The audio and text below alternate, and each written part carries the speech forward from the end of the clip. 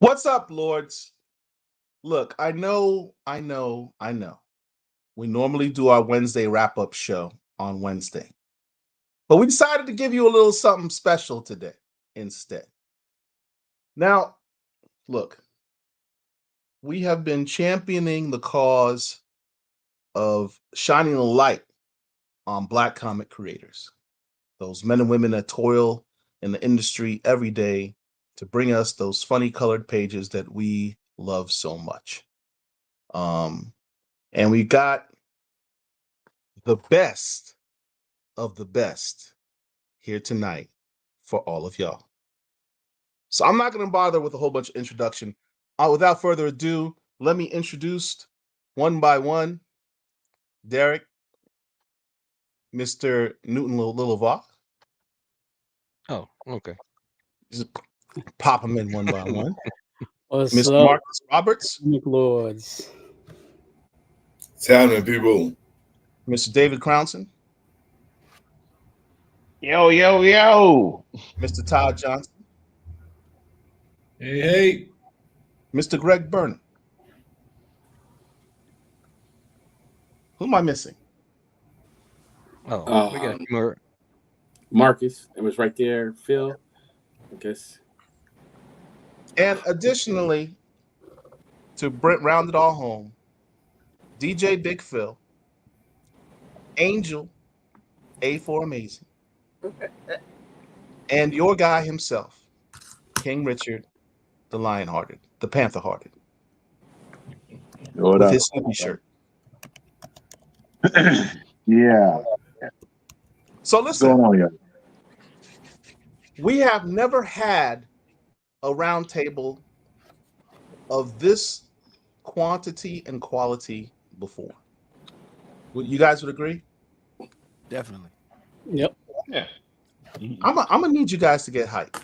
I know this is old. Let's go. Let's For go. us, Let's this go. is a big deal. This is a I'm huge ready. deal. Gotta get that You Drake. guys are the leaders of the Black comic indie industry, um, both in terms of quality of content and quantity of production. Your successes, all of you, and we are honored to have you here tonight to talk about this. So let me start with a very simple thing. First of all, before we get started, um, we very much like, if you're watching this video, to hit the like button down there. But if you're not subscribed to the channel, why not? Please subscribe to the channel. It costs you nothing, and it lets you know when we do videos like this in the future. So please hit the like button, and let's start the show. So, for those of you who may not understand this topic, Black indie comics, what are they? Let's start with general description. What is an independent comic book? Anybody jump in. It is something that is fully funded, um, mostly by like one person or through word of mouth or through um, what many of us have done, crowdfunding campaigns like Kickstarter, and without the assistance or help of the big two or a big company financing it. Um, all around, like the best comics out, the best That's the right comics answer. out. Not Marvel and DC. When you say the big two, for those who don't know, Yes. what do you guys agree with that? Yeah, traditionally, that's where the first thing indie came from. Is like he said, it was anything printed that wasn't Marvel or DC. It has kind of become a little bit different now. Independent is pretty much just anybody that can do their own thing without the oversight or somebody else telling you what you have to do. You Right. know, editorially, David Crownson can do whatever he wants with Harriet Tubman. That makes it independent. The same thing with Marcus with Shook or anybody else. Newton with Crescent City Monsters. When you can do your own thing without the oversight of somebody else, then you're independent. All right. And you mentioned some things I'd skipped over. I introduced all of you, but there may be some people that may not be familiar with your works. Let me start from the top. Newton, can you please tell us what are the things that you may be known for doing? Yeah, so my name is Newton Lillevoix. I hail from New York City. Um, Born in Port-au-Prince, Haiti, like I said to my Haitian massive. So I'm known for Crescent City Monsters and Keisha Demon Eater. I'm both the writer and creator. Big shout out to my artist Giancarlo Bernal. Without him, those two books really, when it, I think he inspires me. So it wouldn't have been the same without him. You can't mention Crescent City Monsters and Keisha Demon Eater without mentioning myself and Gian. So shout out to my artist Gian. Yeah. So yeah, that's the short of it. And you, Marcus? And I'm Marcus Roberts. I am the COO of Second Sight Publishing. And besides Shook, I'm probably most known for my tenure at the World of Black Heroes, doing the interviews and writing articles and creating content and adding content to the website. But as a company, our presence in horror has really come out in the last couple of years. So between Shook, Mississippi Zombie, and Harvest of Horrors, we are making our mark. And you, Greg Burney? Oh, man. Okay. So I'm a writer, publisher. Sometimes I edit stuff. I got props. I keep props on my desk. So we got Tuskegee Years here. I'm a co-creator of Tuskegee Years, which is a little bit popular. What else? My props aren't in order. The Search for Sadaka is another book that I do. We're working on the 3rd issue of this one right now. Little Rock Files, which it's with Fair Square Comics, an independent comic company. Fabrice Sapolsky is the creator, co-owner of that. And what else do I have? I've been doing some stuff with DC Comics as well. I write children's books, and I guess that's the short version. All right. Next up, we have Mr. Todd Johnson. My name is Todd Johnson out of Detroit, Michigan. I am the co-founder of Tribe with artist Larry Stroman, and the main carnival barker and marketer for the comic. Anybody haven't seen Tribe? I don't have cool props like Greg, but this is Tribe. I mean, that's pretty cool. And what is Tribe most famous for? Tribe is most famous because it's sweet. No, Tribe is most known for being the best-selling Black African-American comic by African-American creators of all time. All time. We put out 4 issues, but we sold over 2 million copies. The first issue sold over 1 million copies. So for now, our record still stands. Woohoo! That's called being an uber success and an overachiever. Yeah.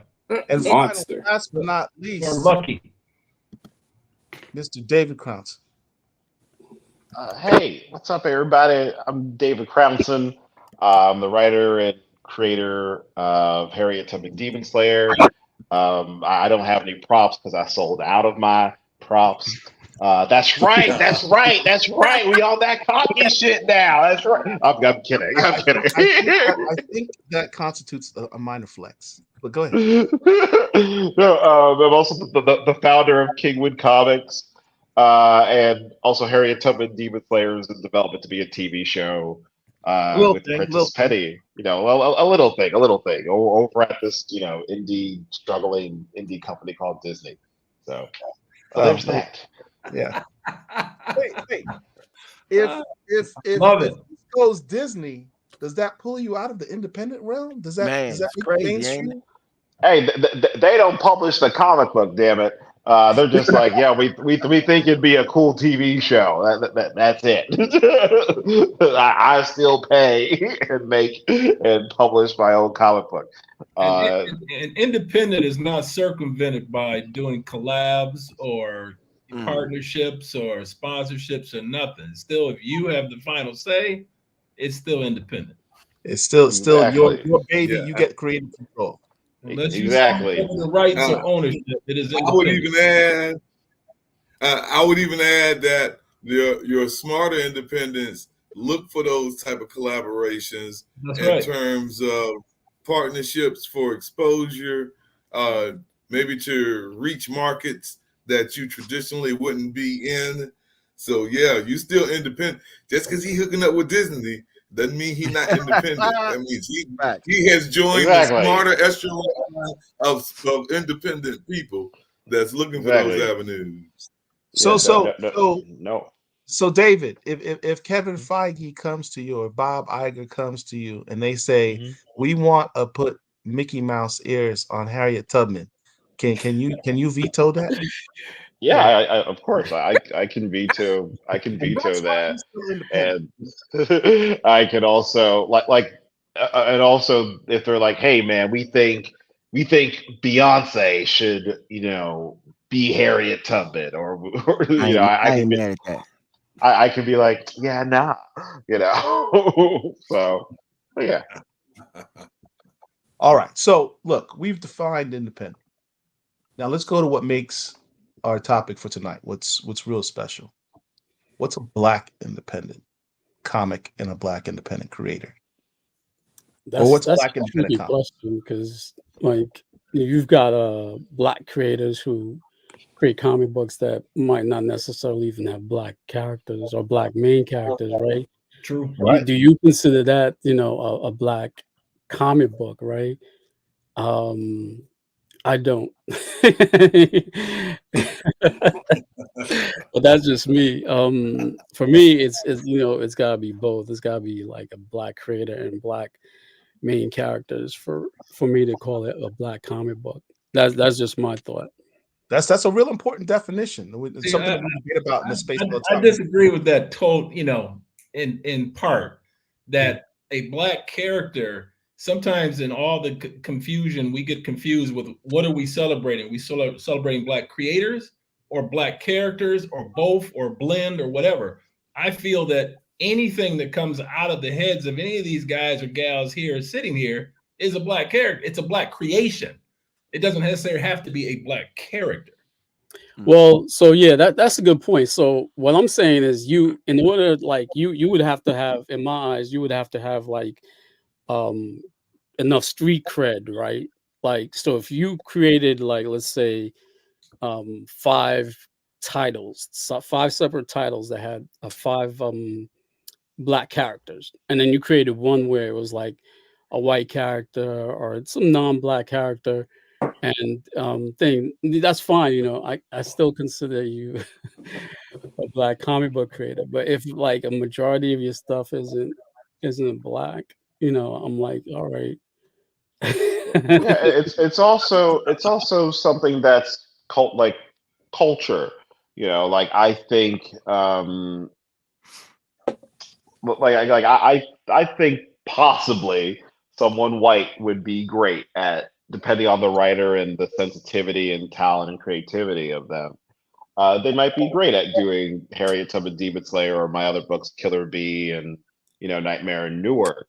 Uh, but I think what makes a black comic book creator and a black indie comic book creator is just even like little nuances. Like one of my characters was going to bed, and I wrote in the script that uh, that she was putting on a bonnet, you know, and I had to interchange different artists for this one book that I'm doing, and one of the artists is a black man. He knew exactly how to draw it. And there was one artist who is from a different country and does, I think English isn't his first language, and had to draw another scene with this character wearing a bonnet before they would go to sleep, and did not know what a bonnet like is.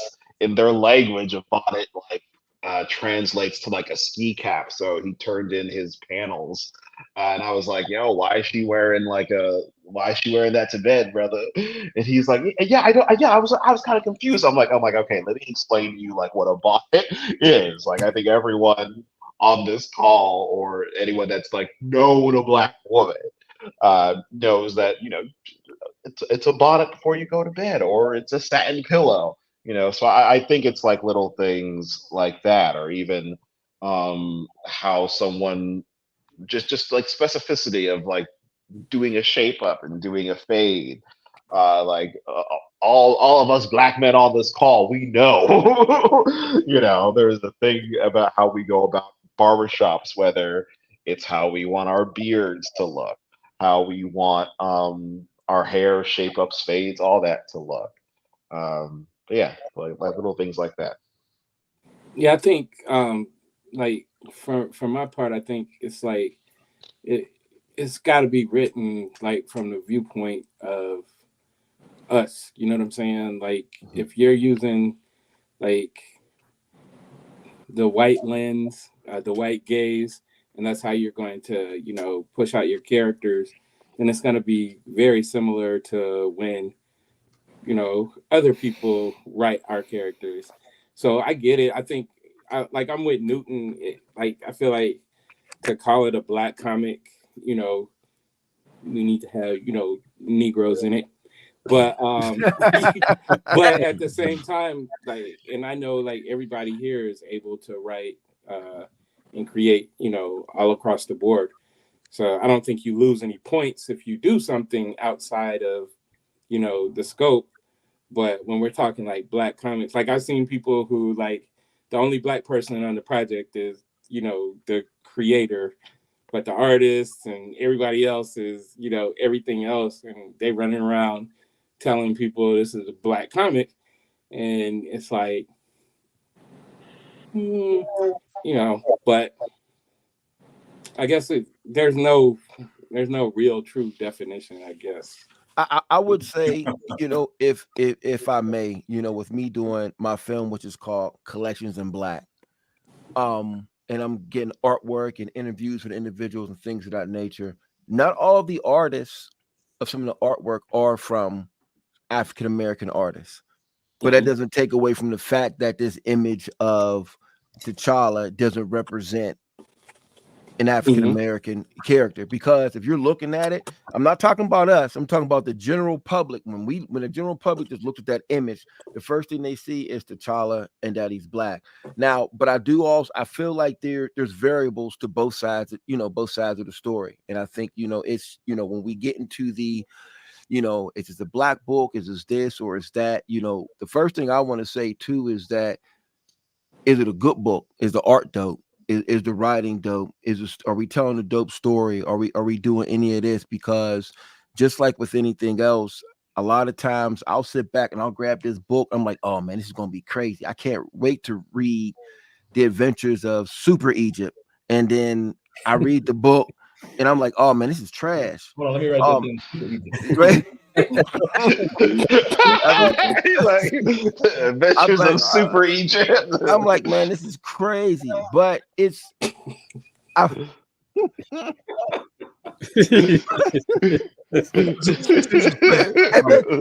Y'all know.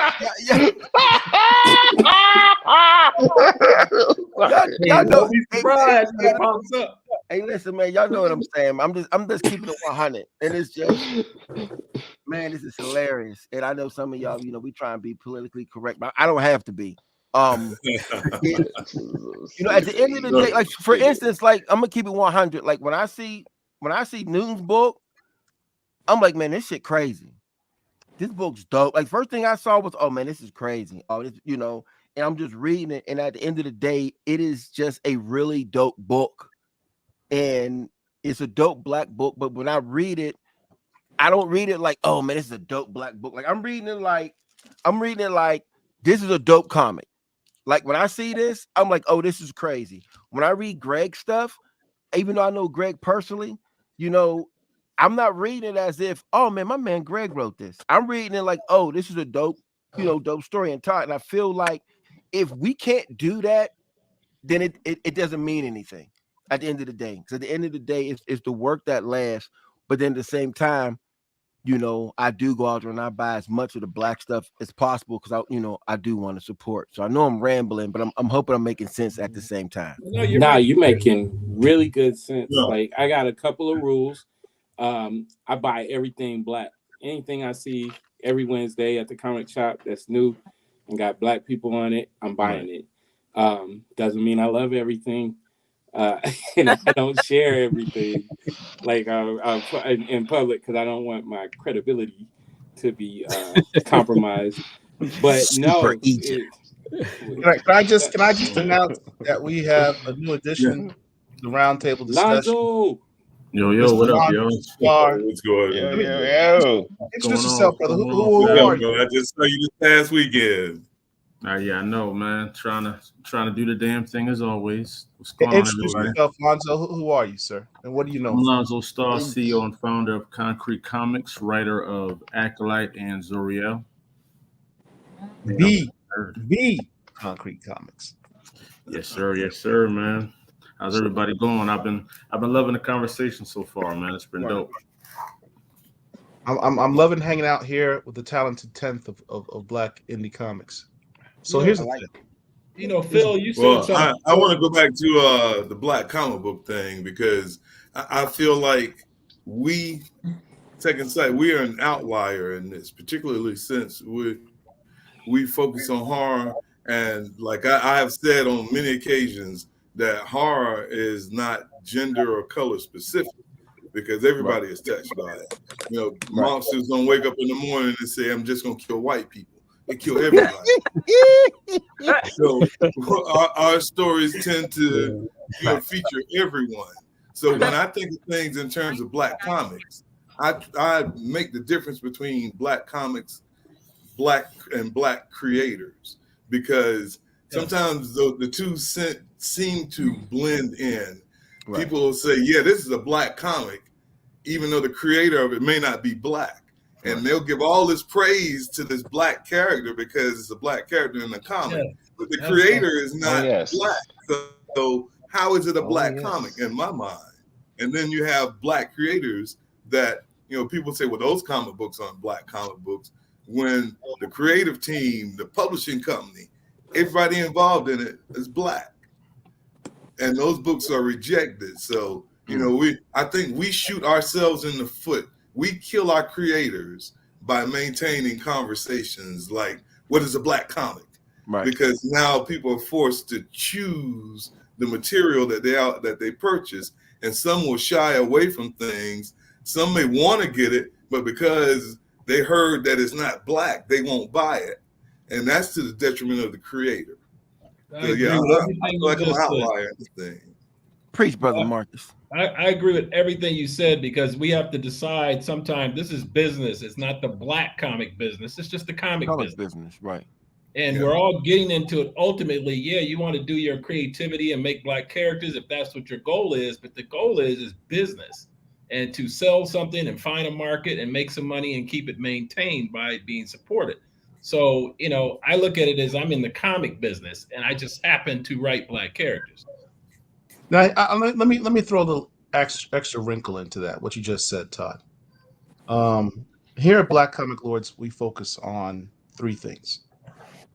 It's kind of in our creed, our motto. We focus on black comic characters, which is self-defining. It could actually be done by any type of creator. We focus on black books, which is what you guys were just discussing. What is the definition of that? And then we also focus on black comic creators. Now, that third one can lend itself to following a creator despite whatever they're doing. Like if I have a Victor Laval, writing a Wolverine book, even though it's a white character, I'm gonna pick it up because it's Victor Laval. He's a dope writer. But here's the thing. The reason I would follow Victor Laval is because he's a dope writer. And that's kind of what Todd was talking about, or at least what I want to talk about and touching upon what Todd brought up about this being a business. At the end of the day, you got to be good too, right? Mm-hmm. It's not just, because I think Phil mentions this all the time. It's not just collecting everything black. It's collecting everything black that's also good. because I got to tell you, and I don't want to piss some people off when I say this, but you know, as my man Rich would always say, we got to keep it a stack here at BCL. We get hit up a lot of times by a lot of different creators to promote their stuff. And, you know, most of it is actually really good. But occasionally, and I'm not even exaggerating here, I've had people like literally look like they drew something on, not literally, not look like. I've had people literally draw on like lined school paper, like out of a spiral notebook, and try to submit that for us to post up in the space and say this is my artwork. I've had artwork that, you know, look like a 5-year-old did it, and somehow they self-published and they're like, hey, can you put this out there? And the writing was terrible.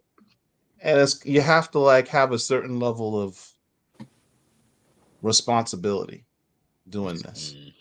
I, How do you guys, when you have a young artist come up, how do you, and you're trying to school them on some game on how to become a Black independent creator that's successful, which is what you guys are, that's knowledgeable? How do you address that? How do you bring up, look, there's a business to this. It's not just writing and drawing. There's a business aspect of it. How do you guys deal with it?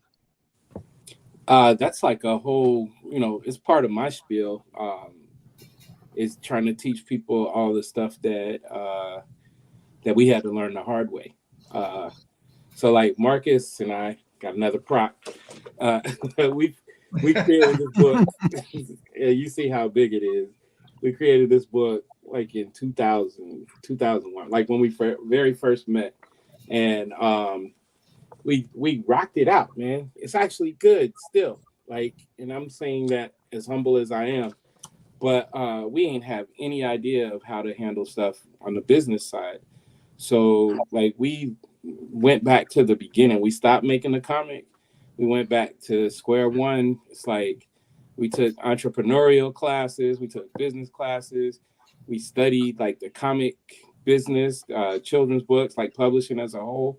So I'm always telling them, because even what we'll see, like we get like schools who will ask us to come, like even colleges, and talk to their students, because they're not even teaching them how to make money. They're teaching them how to, I know, Angel, I know you know this.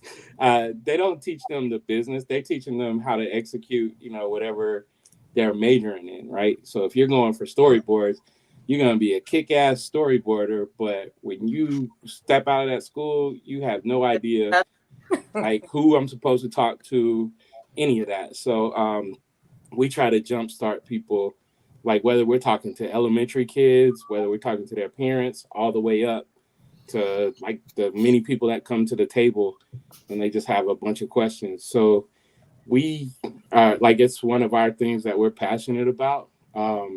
It is a business, and the business is big enough for everybody. If you can draw, like if you can illustrate well, then there's money everywhere waiting for you. Mhm. For us writers, it's a little bit harder. We have to take our caveman, club and go out and hunt every day.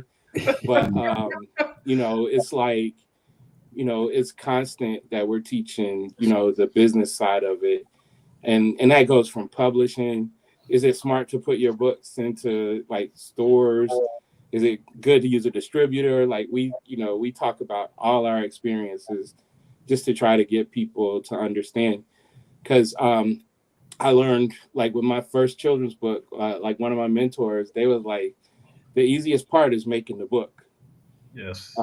It might be time consuming, but the easiest part is making the book. Once you have this book in your hands, now what are you going to do? Like, how are you going to sell it? Are you just going to hope somebody finds it? Are you going to get out in the streets and get it popping? So how important is Well, I it think, for mentorship in doing what you guys do? And did you guys have mentors yourself? Because like Greg, you mentioned, you like, no one taught me how to do this. I had to go educate myself. Mhm. And when I looked at like, you know, talking to some of the older heads, the OGs, remember interviewing Dennis Cowan and him mentioning like people that helped him when he was coming up, when he first got into comics, um, and the importance of that mentorship, being in a writing room or being at the bullpen and having guys like, um, Arvell Jones and Ron Wilson there to like talk to and learn from as well. So how important is mentorship to this? And you know, did you guys have mentors yourselves? Do you try to mentor other people? So to like tap into that a little bit, here at Concrete Comics, a lot of people don't realize, but we're a house full of independent creators that publish and distribute through Concrete. Concrete is the umbrella. So me as publisher, a lot of people don't see the work that the creators got to put in before they're even published. I run the company sort of like a music label. It's a lot of creator development, a lot of things that they got to do before we even talk about publishing. Got to learn how to pitch. You got to learn how to maneuver in a room full of vultures. How to present yourself respectfully. How to not compromise your beliefs and who you want to be. And at the end of the day, I got to know what you want. What is your goal? Like, where are you trying to get to? What do you want people to view you as? And after I understand that in my creators, then we start breaking down a list of, okay, this is how we're going to come out. This is how we're going to do this. This is what we're going to do. And this is what you said you wanted. So this is how we're going to model it. You know what I'm saying? We got to scope a whole plan for you so you can be the most productive that you can be. And that's kind of, I think, what the recipe and why, Concrete has been successful with so many different titles, because every title is another person behind it, but they're all molded in the same form and fashion that I was molded in, that Jamil from Absolver was molded in, that Odina was molded in. We all went through the trenches, dealt with, the blockers, the haters, the gatekeepers, the naysayers, the people that said, why do we spell concrete the way we do? Why does Acolyte wear a hood? All the negative, we went through that. So the new creators don't have to go through none of that stuff, because we show them this is how we maneuver through it. This is what we got through. This is how we molded ourselves as a brand. So I can see how the mentorship creates the confidence that a lot of young creators don't have. And I was at Fan Expo with Marcus, and he met some of my new creators, and he could probably barely tell that this was their first con, because we worked on this for weeks. How to be at a con, how to present yourself, how to talk at a table, how to shake hands with the bosses and the people that you got to be to. So everybody that's with me, I train them to be me and to act on their own. So it goes a long way. Mentorship goes a long way. Me personally, how I got the knowledge of what I'm doing is really by watching people like Greg, Newton, David. They were all people I was watching before I came out as a creator, and just studied their moves, looked at everything that they did that was good, looked at people's failures. I studied a lot of people's failures and tried to understand why they failed. You know what I mean? Why did they do what they do? Why aren't people looking at this comic? Is it the cover? Is it the writing? What is it about it? And once I started understanding that, then I started piecing together what we are, what's our relationship going to be with our fans and the community. Because at the end of the day, it's really about the community. It's really not about your peers, not about nothing. It's about you, your book, and the people. And if that's what you focus on, don't worry about likes, don't worry about the shares, don't worry about none of that. Just post because you love what you do, and just put it out there. You know what I mean? Hey, shout out to Anthony Davis. Thank you for the blessing. Appreciate that, bro. Thank you, Anthony. Yeah, next one on. My approach to it was different in that I knew about a lot of creators, but the thing that was my motivating point was learning about businesses, learning about some of the Black-owned publishing companies that had come before, and learning about their successes and failures, as Lonzo said. So when I walked in the door, I already had 3 decades of business experience behind me. Like I said, I'm one of the old guys here, and it was applying it now to the comic book industry. But I looked at companies like Fitzgerald Publishing. I talk about Fitzgerald Publishing all the time. the late 60s and early 70s because of what, as a publishing company, they were doing. They had contracts with like AT&T, with Delta, with Coca-Cola, with Amway. And these agreements they were using to help raise money and funds to publish and distribute books. So as a publisher, I'm saying, okay, this isn't anything new, and this is something that I could definitely apply to my company once I start this business going. So it's looking for relationships like that. Even going back to like Milestone, for example, and the agreement that they had with DC initially. And they weren't the only ones in the 90s who had that type of agreement. They were just the ones that were talked about the most because of their popularity. But learning about things like that and having that knowledge, it really helped us come in at a level that maybe not so much was a starter level, but it put us in a footing where we actually could compete with other companies.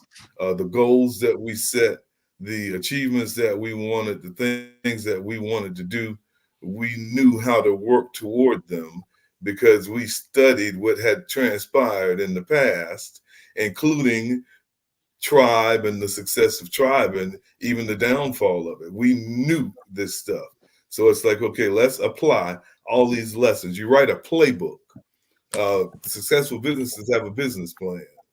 You write a playbook, you write a plan, you execute your plan. Yeah, can I can Yeah. I I want to expand on two things that Lonzo said. The first being people starting, like people who are starting out on comics or in comics, when they usually come to you for advice, they're looking at short term, right? And I think Lonzo kind of like touched on this a little bit. I try to give them the long term view too when they ask me for advice, because when you're starting off, all they're talking about really is like, how do I get more followers? How do I do this? And some of the specifics about comic books themselves, right? Which I give them the advice of the more technical things in terms of producing a comic book, but again, like Lonzo pointed out, it's also important to look beyond the short term. It's also important to kind of guide them and give them that long term view, right? Like, what's your motivation? And be real with them. Let them know that comic books isn't really an easy game. Like the margins are thin. You know, Marketing Mhm. is hard. It's like you really have to love it in order to Yeah. to really succeed in here. And there's that old joke, right? How do you make $1 million in comics? Well, you spend $2 million, right? So like comic books, like can make you go broke if you're not careful what you're doing. So you gotta in terms of mentorship, it's really important when people reach out to me that you gotta kind of show them like, okay, this is how you have to think in order to survive the long term. Because if you're going to come across like so many things that's going to disappoint you or just won't turn out the way that you expect. Like if you're a writer and you're looking for artists, you might have an artist just like stop working or just ghost you in the middle of a book, right? Oh So yes. it's like, things like that, and you're familiar with it. You kind of like let them know, oh, this is gonna happen. And the way you handle that is, you do this, and in terms of like one of the mistakes I made, I know personally, is like when I started, I was like, so I went to business school, right? So like the business part was familiar, but it's still like not really what you think it is. Like I'm there, like in business school, they teach you, well, the more you buy, the cheaper something is, right? So cost per unit, right? So I'm calculating, well, so I'll just buy when I print my first comic books, I'll just buy, 2,000 copies, right? Big mistake. Because there's the idea of cash flow and storage, right? Like first you have to sell those books, right? which it doesn't go as quickly as you think it does, right? So, and then you have to market the book, and then you have to store it. So there's little things like that you never really like think of, or you have to kind of learn on your own. So little things that you tell other people, or you kind of share your knowledge. And so that's the first thing. And then the second thing is just as important. So I think both Alonzo and Marcus touched on this a little bit too, is the idea of watching what other people do, because that's really important. Like if you watch what people do, you can just kind of like replicate what works for you, and you don't have to do everything one particular person does. You could watch David Crownson and say, "Oh, I like this," and it worked for him. I think it's gonna work for me. Say, "Oh, Todd Johnson, look at the way he did this," and da, da, da. And even the products themselves, like you might get a book from Greg and be like, "Oh, look at all the little things," and the product is really important too. So like you're watching the person, right, and the product that they're producing. So like if Greg produces a book that has like a particular something that you like, maybe like there's a spread, the way he does the spread in the book, or if Marcus comes out with a book and maybe he has like some little prose and images at the end of the book. You watch everyone and how they do their little things, and it's always the little things that matter too. You got to always look at that. So watch people very carefully. That's another big thing in terms of mentoring, because like that's like basically mentoring yourself. But one thing important about both of you guys have touched on the whole thing about watching other people. I get that. But one thing Marcus doesn't explain in his part about watching other people, Marcus is also a guy that engages with the people. Right. You can't just Yeah. watch people, because what I'm doing, what David's doing, what Greg's doing, Newton, whatever, that might not work for you. And you watching something, you think you know what they're doing, but then they could tell you, "Oh, well, that was just a lost leader because my cousin works at a sticker company. He gave me those stickers for free." Or I printed in purple ink because it was a mistake, and they gave me those purple books free, so that became the variant. You can't just look at what somebody's doing. You have to engage, not be afraid to engage with your peers. And that's part of the mentoring process too. Everybody, when I came up, there was none of this social media. Okay. But now this is like a level playing field. Now I can reach out to anybody I want. So they have a choice not to respond. But coming back on the scene after 30 years, man, this social media is like right up. This is great. I've kind of just reinvented the whole thing, and I introduced myself to people, and you try to make contributions that you can share something but also expect them to share something they know. So the whole peer thing is very important now. And everybody. I want to talk about what you just said, Todd, about the difference between 30 years ago and what we have today. And social media leveling the playing field. We've seen a huge proliferation of indie comics in general, right? When I say indie comics, I mean everything that's not Marvel and DC, like across the board. You've got companies like Boom Studios, Titan Comics, what do you call it? I can't remember it. But suffice to say, there's a lot of comics that are blowing up, right? Just general independent comics, and they're really taking a larger part of the market share. Do you believe the internet affords you, for the entrepreneurial side, from the business side, the opportunity to sort of cut out that middleman of having a big company behind you, because your marketing aspect of it is something that you can kind of do on your own without having Big time. This is what the internet is, in a nutshell, without trying to be too nerdy or too explanation. The internet is, all of us are the Wizard of Oz now. Right. And we are all standing behind that screen as the great powerful Oz, pulling levers and making things explode and stuff. Anybody that's not taking full advantage of that, you can tell people, it's almost like the showman aspect. just like, I mean, Greg is joking when he talks about his props, but that is part of him being Facts. prepared to. This is a show too. Mhm. Everything is an advantage. The reason we are Right. all here is another thing of pushing our brands. Not one person here has not mentioned their property. You Sure. know, not one person here has not mentioned what they're doing slightly. It's not like it's nothing aggressive and it's nothing crazy, but we're here because we are all ever promoting all the time. You know, there's, Marcus has a t-shirt on. I have a hat on. Graves got his props. Dave's talking about, the Disney thing. Phil's talking about his movie. This is a showman's, it promote, sell all the time. And that's what the internet gives you. That's what social media platforms give you. And if you're not taking advantage of that, then you're already behind.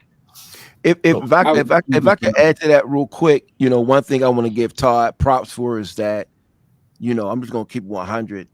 Todd's like one of the realest in the game. I'm gonna say that in front of everybody, in front of the world to know. Like, this is a brother, man, who has done almost everything that everybody on this panel wants to do now. He's done that at that particular level.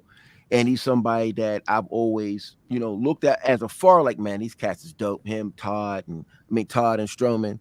And it's just, the first time we talked, it was just a dope, real conversation. It's funny that we had mutual friends and things of that particular nature.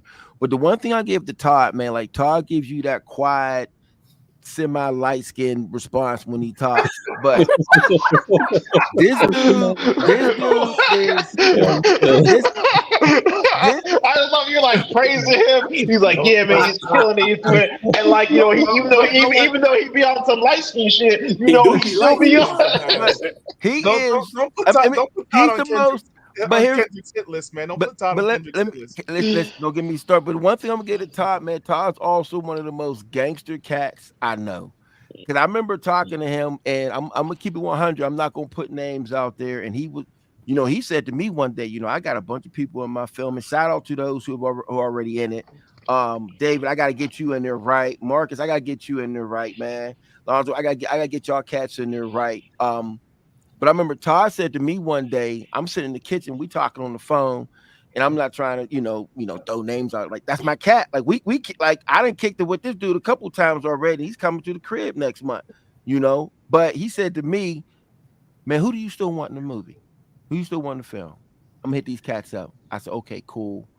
And then he said, pretty much like, and almost like, I don't know if I could get into all of it, but it was pretty much like, and those that don't want to be in it, that's on them, because this is bigger than that. And it's just, when I'm sitting back and I'm listening, and to keep it 100, this dude has kept every promise he's made. When I say I get the texts, the emails, the such and such from the big dogs, and it's from Todd. And then a lot of times they already know what's going on. They already know about the film or whatever. But sometimes people be quiet and don't want to be whatever, because I don't know if it don't fit their branding or whatever. But the thing that I want to give Todd is props, because Todd's definitely one of the realest. And I sound like I'm rambling, but it's just, sometimes we don't give each other they props. And like I said, there's a lot of cats there's certain people in the film that I wouldn't have been able to get in there if it wasn't for Todd. Or like, I had a particular cat hit me up because I was in LA and I missed him, a big dog, and was like, oh man, I was out there, whatever. And Todd hit me up like, you get with such and such. I said, I didn't even know that I could have got with him. And when I hit him up, and the dude was like, yeah, man, he wanted to link up. And it was a missed opportunity on my particular part. But I just want to say, Todd, man, I appreciate you, big dog. Hey, what's your cash app, Phil, so I can get that check out?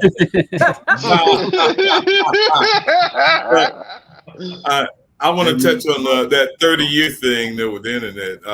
I believe in the cyclic nature of things. And if we look 30 years ago in comics, we look what occurred in the 90s. The 90s it represented the biggest explosion of Black comic book creators up to that point. And from the 90s to the 2000s, we kept seeing more and more independent Black comic book companies. I own several of the comics. I see a lot of the comics being posted in the Black Comic Lords group.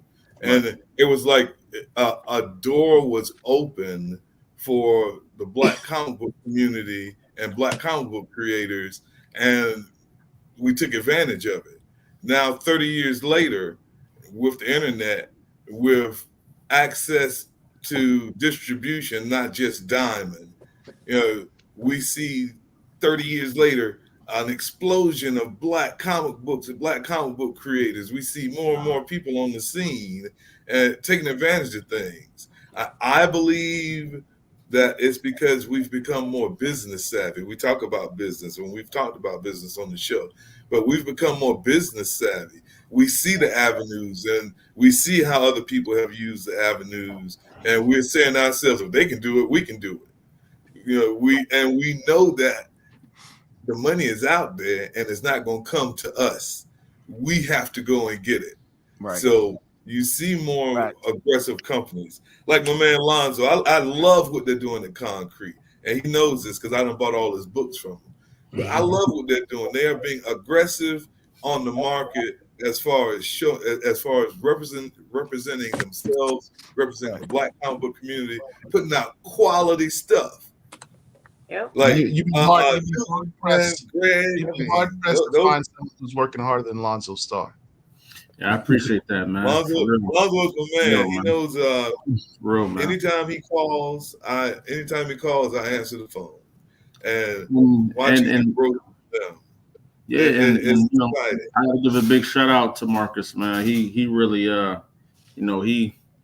he came from out the shadows like Bruce Wayne on me and just hit me with some new tech. He said, "Hey, listen, he'll just call me with a mission, and I'm obliged to listen because he's the master Jedi here.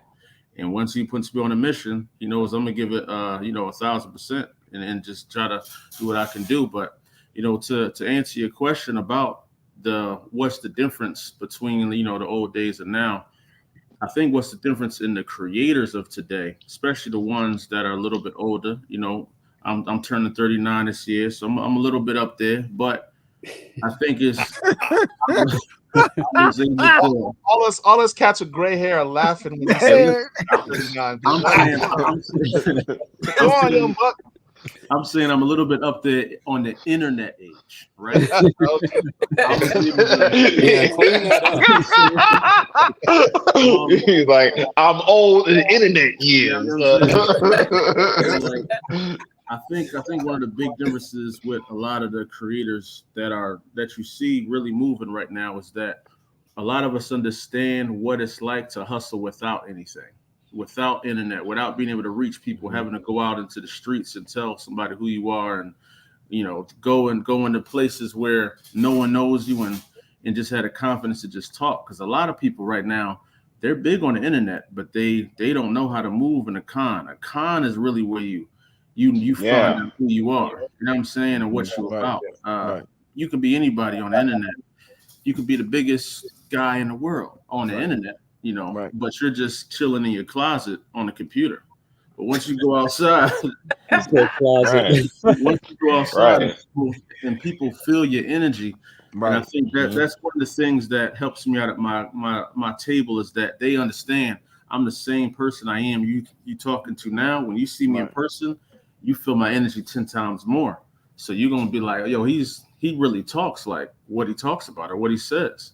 Because this is who I am. So I think you really got to have a blend of like that both, man. You got to be who you actually are in real life on the internet, and allow that to really transcend when they meet you in person. Right. Hold on. Here's the thing. True. You guys mentioned the business aspect of it, and there's a component of this that we haven't really talked about, which is your customers, right? Like, you talked about being at the grassroots level, reaching out to your customers, reaching out to your client base. We talked about the definition of a Black comic. I want to bring up a comment that Imani Latif of Black Comics University put in here. He put Black comics. Here's his definition: comic books that meet the demand of Black consumers.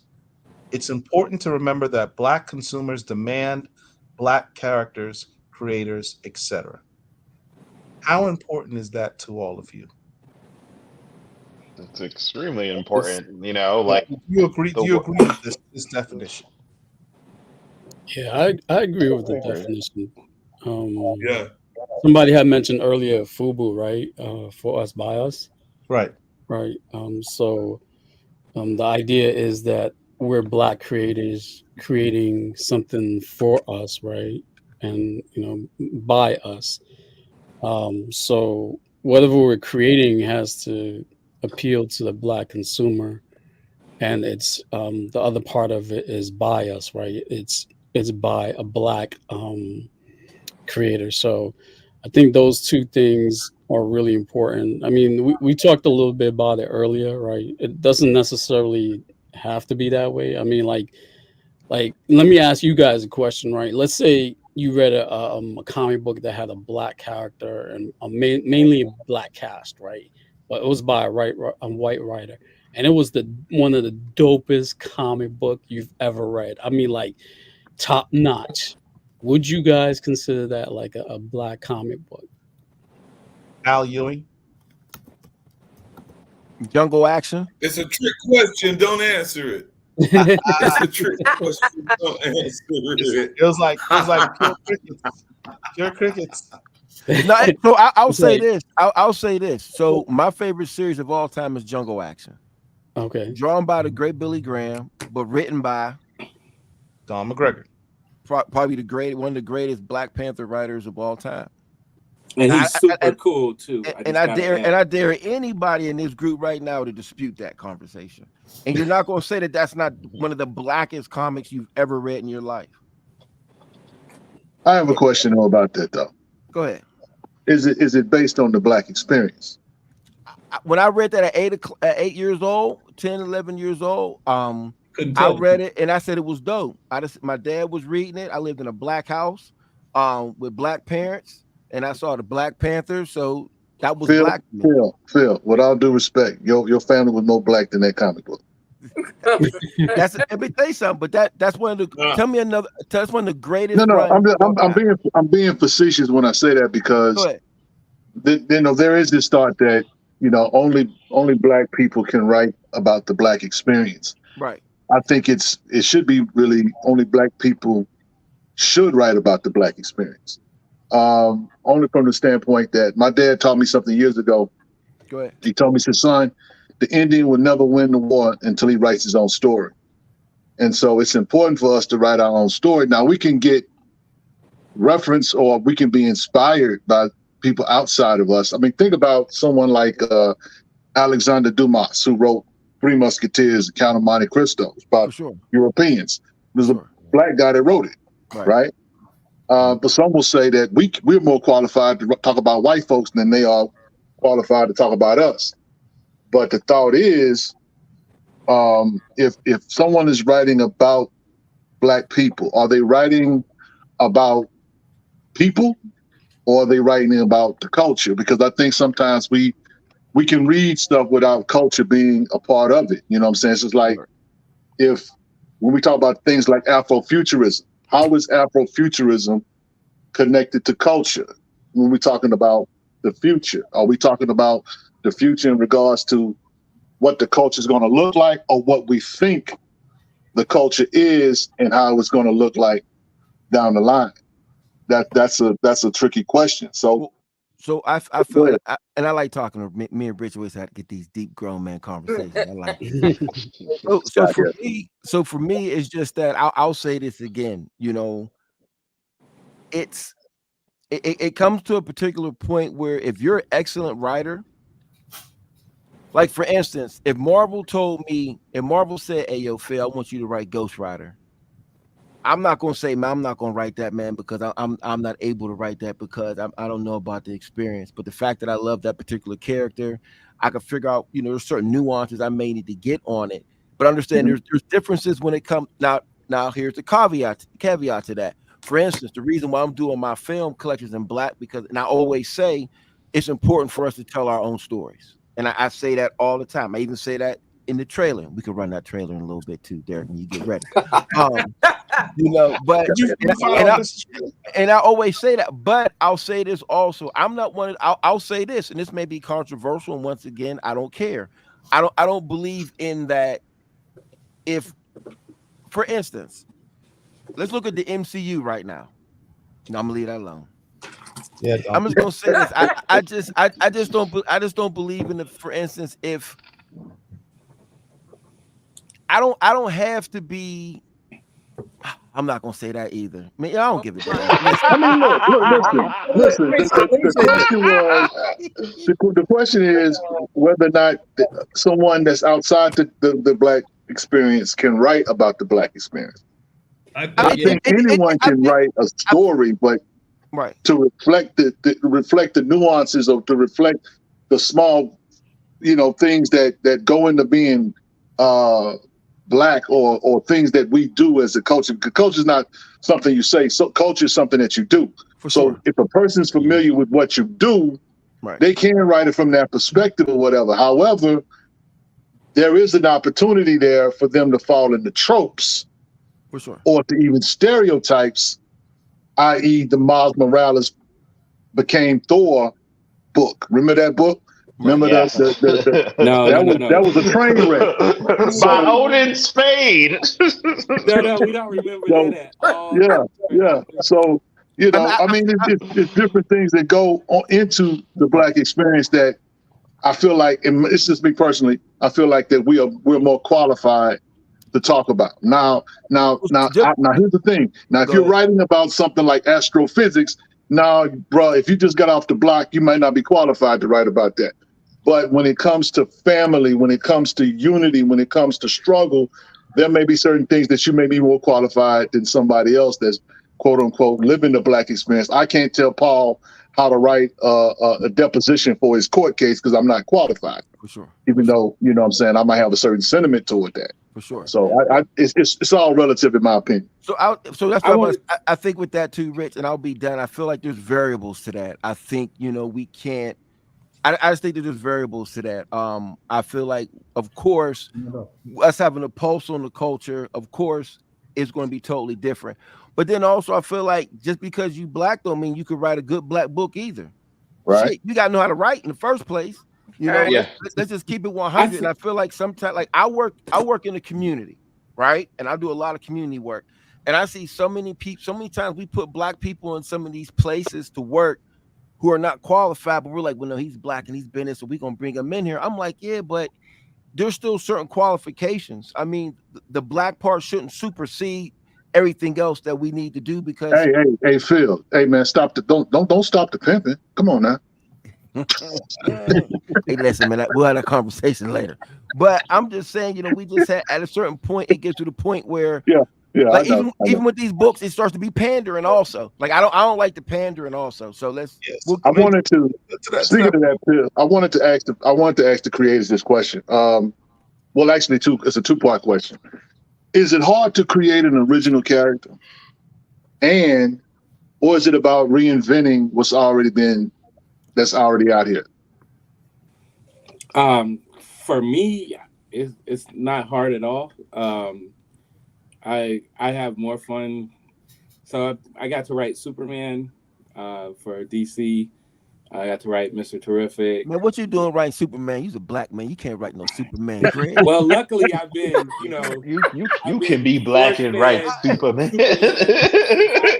Greg, I'm just messing with you, big dog. No, I know. I'm just messing. But it's a real thing, and one of the things I like to point out is that we've been inundated with white culture and white heroes and Sure. white pop culture like the entirety of our lives if we lived in the United States. So it's a lot easier for me to like I know Clark Kent like the back of my hand. You know what I'm saying? Sure. So I'll say that. But I have way more fun creating original characters than I do that. That's why I was mentioning those guys. And it's not hard. There's certain things that I'm looking for when we're having a character designed, but it's not hard. The problem, it's not really a problem for me, but I'm pretty sure everybody can attest to like when you have original characters, there's a certain amount of the population that's not gonna look at you. Right. Or you're gonna have to tap dance. I don't tap dance.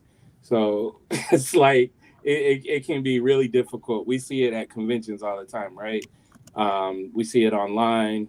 We see so it's like people are going to react regardless of what they say. They can say, "Oh, I want black comics. I need black comics." Newton hit you in the face with some of the illest. Crescent City Monsters is like one of the illest things ever, and it's not going to get the same appeal as if Newton wrote, The Flash or somebody like that. So it's like Yes. when you do it, you have to be intentional. Like I already know what's up, and we're gonna rock with it regardless.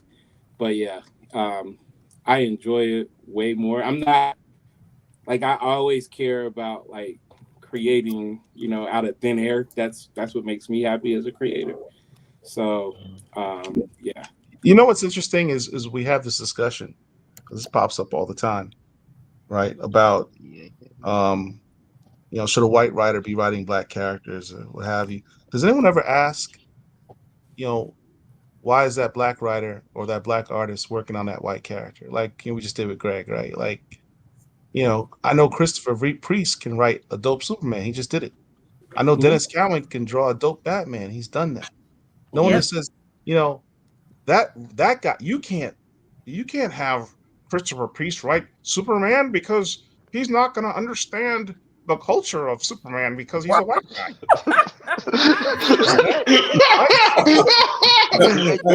Exactly.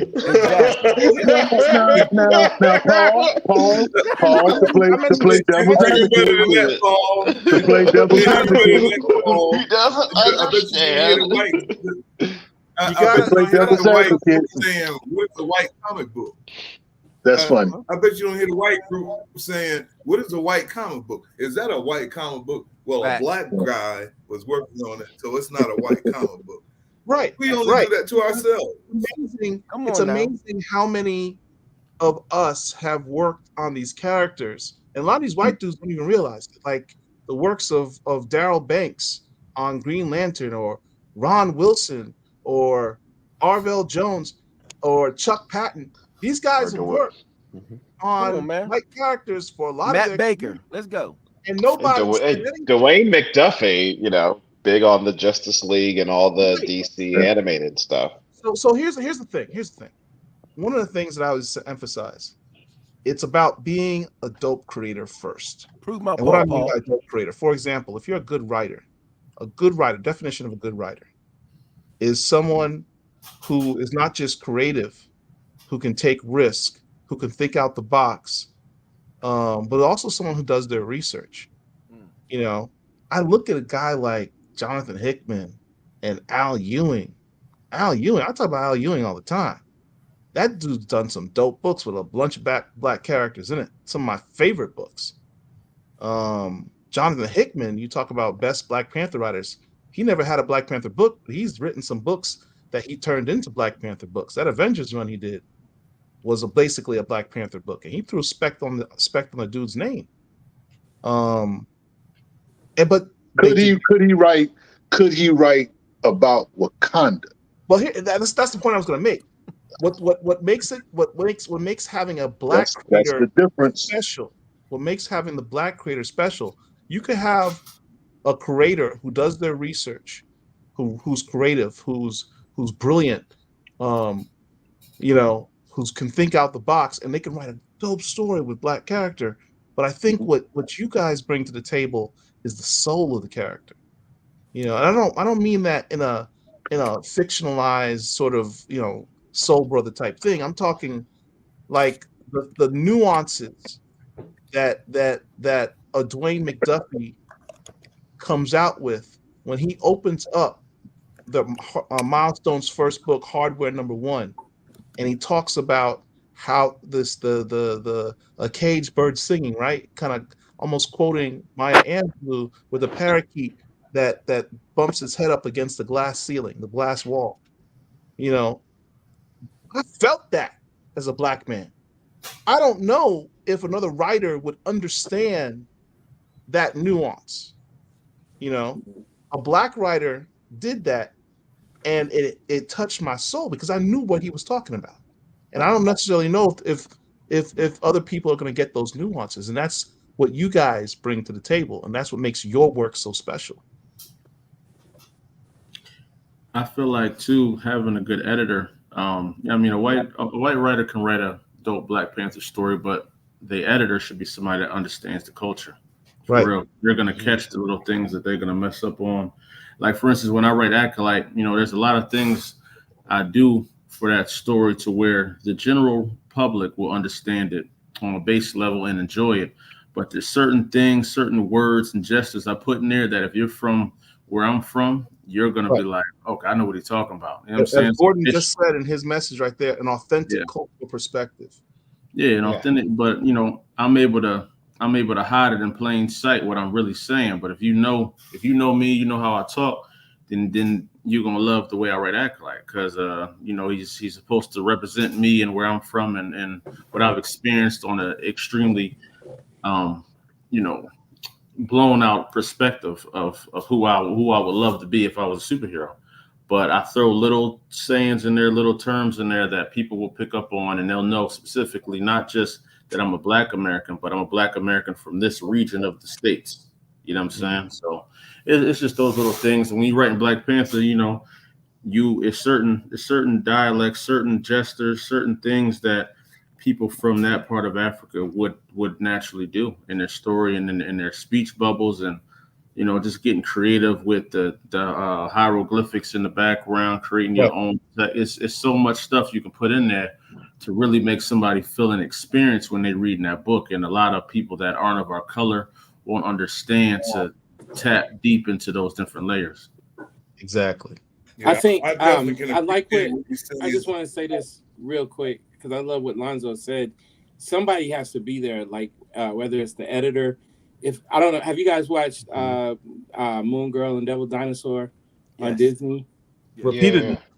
Okay, so the first thing I did was look up who the writers are because I'm a writer, and sometimes I'll be wanting to hate, but it was some like the writers was like these white people. And so there's somebody there. It's not a writer because I saw who the writers are, but it's somebody there who is hitting them with all the culture because that Right. show is black is it's Yeah, it is. beautiful and it's Yeah, black yeah. as hell. And I was like, all right, they had to have like a team. They might have like a culture crew, something that's coming in here, dropping all these like euphemisms, like the slang, just like just real particular stuff. I know Lawrence Fishburne was like the executive producer, but they got so they Greg's right though. understood that you got to do it right, and whoever they got sitting in that room with them is really cranking it out. So Yeah, I it's was probably in a when I brother sitting in the corner of the writing room getting no credit. Yeah. well no that's not that's not Yeah, that's not maybe. true. That's not true because when I was in California a couple weeks ago at the animation summit, I was there and I was with Sean Martinborough and they had a panel with Devil Dinosaur Mm-hmm. and Moon Girl. And during that panel they talked about one of the directors were on there and I asked him a couple questions that'll be between us. But there was a sister on stage and they were talking about how they wanted to make sure that there was things that were correct and authentic in the show. So Greg is right. So there was a scene. There were the sister was on the panel and she said when they were talking about there was a scene where they're getting a hot cone, and when the animators first did it, just a little nuance of how they did the hot combing, it was almost looked like they were just brushing it at first. So they went back and they showed them this is how this is done. And so the thing is that those are the little things that can make the difference in the show. So if you're watching it, it may not mean too much, but then if somebody's watching, like, oh, okay, that's right. But the fact that they caught that, but Greg is right. They do have there's a team.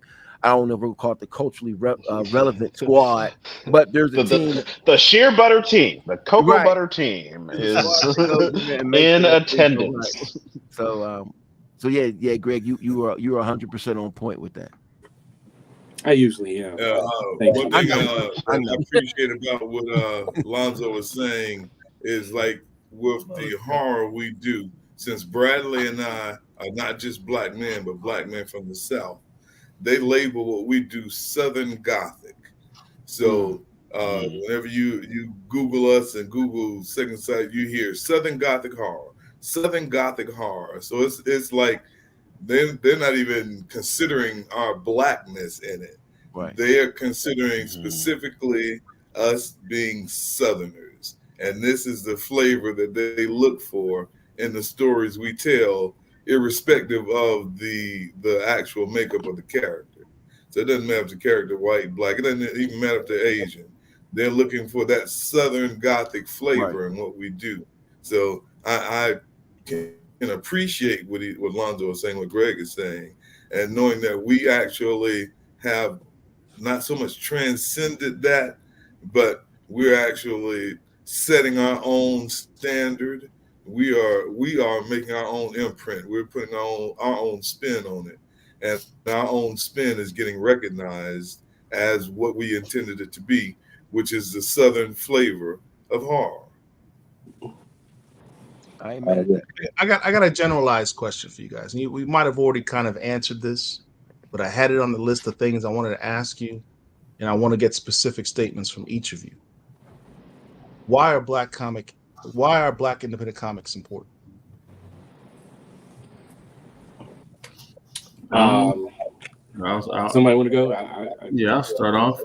Just it's necessary, man. When I go to speak at these schools and I go to talk to, I go do these workshops at libraries, and I just see the looks in kids' faces that look like us, even the ones that don't look like us.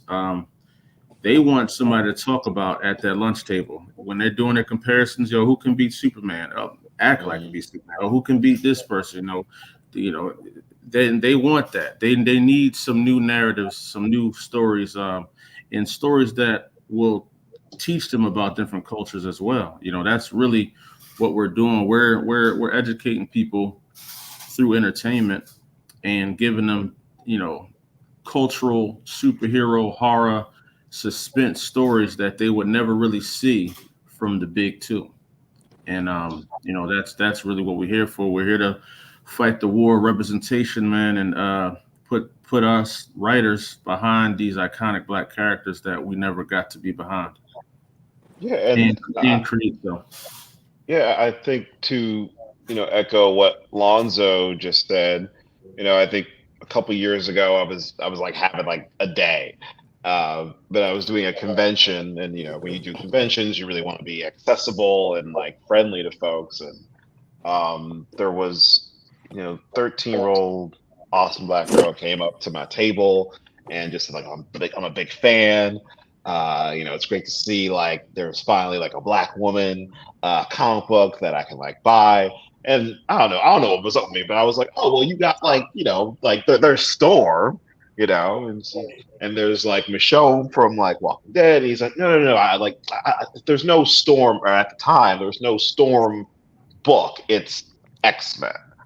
And I'm like, oh well, like you got Michonne. He's like, no, there's no Michonne. There's The Walking Dead, and Michonne as a supporting character. I love your comic book because it's definitively Harriet Tubman, Demon Slayer, and she's the definitive lead with agency.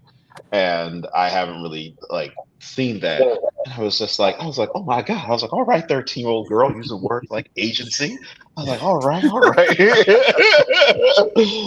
So I think that's that's why it's important, and exactly what Lonzo said. They can talk about this character can beat this guy. This guy can beat up Goku. Now to see that's the thing. Mm-hmm. Yes, sir. Yeah, I feel the same way. It's important for people who are reading our stuff, black people to see that the creators are also black, and I mean all types of black people. You have Latino black people, and people, black people like the Africans are really killing it too with their comic books. Like there's a lot of good content coming out of Africa too. So black people from all over the world, spitting out some really good stuff. And when people who consume our products, and not just black people, just everyone in general see the quality of stuff. That's another thing too about some of the things that we're doing now. In the past, we were fortunate enough to have a lot of people to kind of just inspire us to create the comic books that we have, especially Black comic books. And now there's a lot more of us, and I think there's going to be a whole lot more coming. Like whatever you see now is going to like triple in size in the future. I think there's going to be a whole lot more Black creators producing a lot better books and top quality books too. So I think when people see that and they're consuming that, they say, "Oh, I can do that too." So that becomes an option to them because I started in this game relatively late. Like when I started and decided I wanted to be a comic book creator, I used to sit outside the lines of Schaumburg's Black Comic Fest. I was looking at Greg Berman, T.J. Sterling, Greg Anderson, Elise. I was like, yo, I want to be like these guys. Yo, I want to sit behind the table at Schaumburg's Black Comic Book Fest. No, I remember that clearly. That was like only like 6-7 years ago, and so I think there's going to be a lot of people like me who like I was 6-7 years ago who are gonna who are inspired by these guys, same guys I was inspired by. So so it's important. That's why Black comic book creators are important, because I was inspired by these guys, and I'm sure there's going to be a future generation who's like as inspired, and there's going to be a lot more creators, Black creators, and it's going to be great because I'm a big fan. I'm a big comic book fan. So like it's not just like I'm just producing my stuff and I'm just focused on that. I read everyone's stuff, and I'm like, yo, the future is going to be great for us, man. I mean, if the things that we're doing now inspires a future generation where they build and get better than what we're doing now, yo, our future is already tied up. We're gonna take over everything. That's my word. Hey, You're jumping ahead on the future. I want to hear everyone else's comments about the importance of I mean, we're gonna circle back to the future of the comics. But I did want to mention one thing that you talked about. Thank you for bringing this up. Dan, Derek's like intuitive. I'm gonna pay him extra. A bunch of us got to meet in New York a couple weeks ago at the Schaumburg, and we had this after party experience of Bulletproof Comics. By the way, the best comic book store in NYC, Bulletproof Comics. Make sure you check it out. Shout out to Sexual Chocolate. Right. Yeah, it's like a Tribe Called Quest. You gotta say the whole thing. Sexual Chocolate. But we had a dope experience, and one of the things I noticed at the Schaumburg, at the exhibit hall, was how many parents brought their kids. And I'd see them walk up to these tables. I'd see them walk up to Greg Burnham's table. See them walk up to David Crown's table, all your tables. And the look on the kids' face as they're seeing the characters and they're seeing y'all, the guy who made this book, right? And the parents seeing the expression on the kid, where the kid's face is lighting up, and the parents like, give me that book. Which ones do you want? And the kid will point. The parent be like, give me those books, and handing it to the kid, and the kid's face. Right. I saw that so much that weekend, man. And I'm thinking, I was a kid in Brooklyn, and we didn't have that. Right? When I got exposed to comics, it was going to my local bodega and seeing it on a rack. And that's where I got my comics. And oftentimes I didn't know who was Black or who was white or who was doing what on those books. I personally think that's super important, and that going to those cons and things like that, and having kids see a Black face do something that they think is dope, and they're realizing I could do that too. That goes back to Newton's point. There's your future right there. Well, I think that's getting missed. Some of the nuance of what Lonzo and Newton were saying is it the Black characters or is it the Black creators? Because when you are out there, when you're out there to convention, a lot of people that have not done multiple conventions might not know this, but you are selling the book before they even pick the book up or even look at the book. Facts. It's how you're presented, how they walk up to you and see you. You can see it in their eyes. You can see it in their smile, like you said, with the parents or the kids. You're selling yourself first, and then they say, "Well, what do you got here?" or "What's this about?" or whatever. But you've already sold it. And a lot of creators are missing that opportunity to sell. Right. You know, Lonzo really covered that real well, talking about selling and teaching people how to sell before you even get to the big show, or even the small show. I mean, you come up to these tables and these guys are talking on their cell phone, or they're talking to each other, or they're eating a sandwich, or whatever the hell they're doing. Don't even want to be bothered. I've never got that thing. Like if I go to a show with Greg and me and Greg are selling some comics, why am I sitting at the show talking to Greg? I could talk to him anytime. Let's talk to the people. So it's just a weird thing, and that's very important. That this is very important business where you're selling yourself first, and then your character is going to get sold. Yeah, I agree with there was like when you're selling your book, you're also selling yourself. I'll see a lot of Instagram posts, right?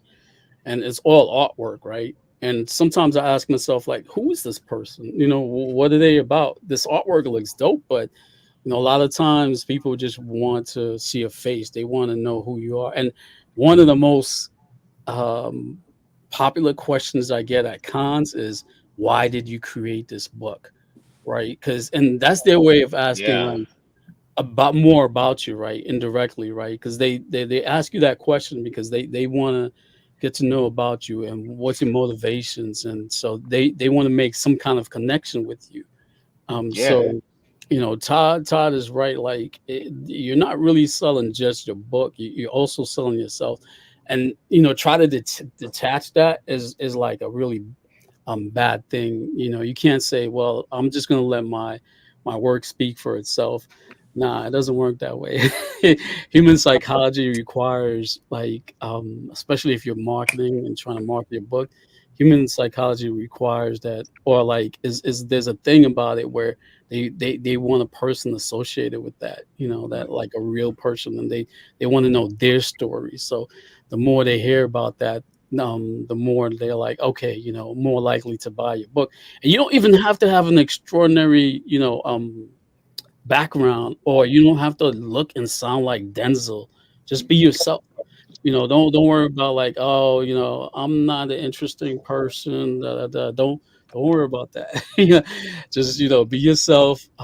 Tell your story, and people will make that connection no matter what. And so I think Todd is right in that respect. I think too at the cons and these meetups is that it's important, like Todd was saying, is to just you got to be approachable to the people too. A lot of these people at these cons are weirdos, and I'm talking about the artists and creators. So when you go, and I'm like, if I'm sitting, I'm talking to you, and I'm about to give you some bread, and I'm about to give you my hard-earned bread, and I flew in the town, and you're looking at me like, whatever, you're not getting my money, dog. I'm going to somebody else. If I'm talking to you and you give me like a halfway conversation, you ain't got to give me a dissertation. But I'm definitely not with that. But the one thing I will say is that also it's a camaraderie between the creators too that make a big difference, because people will sit back and they'll look and they'll go, like when Larry and Todd came in on that second day, it was almost like, okay, we got some, it was like Run's house when we got a lot of superstars in this stage here tonight. But I'm gonna tell y'all, and I'm talking my shit. I'm telling you the truth. This is how it was. I seen it with my own eyes. And when they came, people were looking. But then what it also does is when you see Newton talking with Greg and this person, they're getting together and everybody's looking like, okay, this is dope. And it kind of makes people, well, I like his book, so he fucks with him. So I may need to go check this particular piece out. And people watch that, because I'm also a fan and I'm also very acute to watching how people navigate and motivate and make their moves towards people's boots, because people roam in packs and they see that type of stuff. And there's moments where I'm watching certain people sit back in their talk, and it's like an all-star conversation, and there's people like backing up trying to ear hustle or be a part of that. So it's, your personality, and the people that you link up with does a lot when it's selling books, when it comes to these cons and these type of gatherings, because these people come to get the books, but they're also coming to see you. And I think a lot of times there's a lot of people that's on the inside forget that and don't get that as well. So I think I like I that. just wanted to add, so because everybody's hitting, so the con space is one thing. Like my goal is always to like make these characters and create these stories to where, even if you don't see me, if you don't Right. know me, but you happen to pick this up, you're still gonna, rock with me. So Right.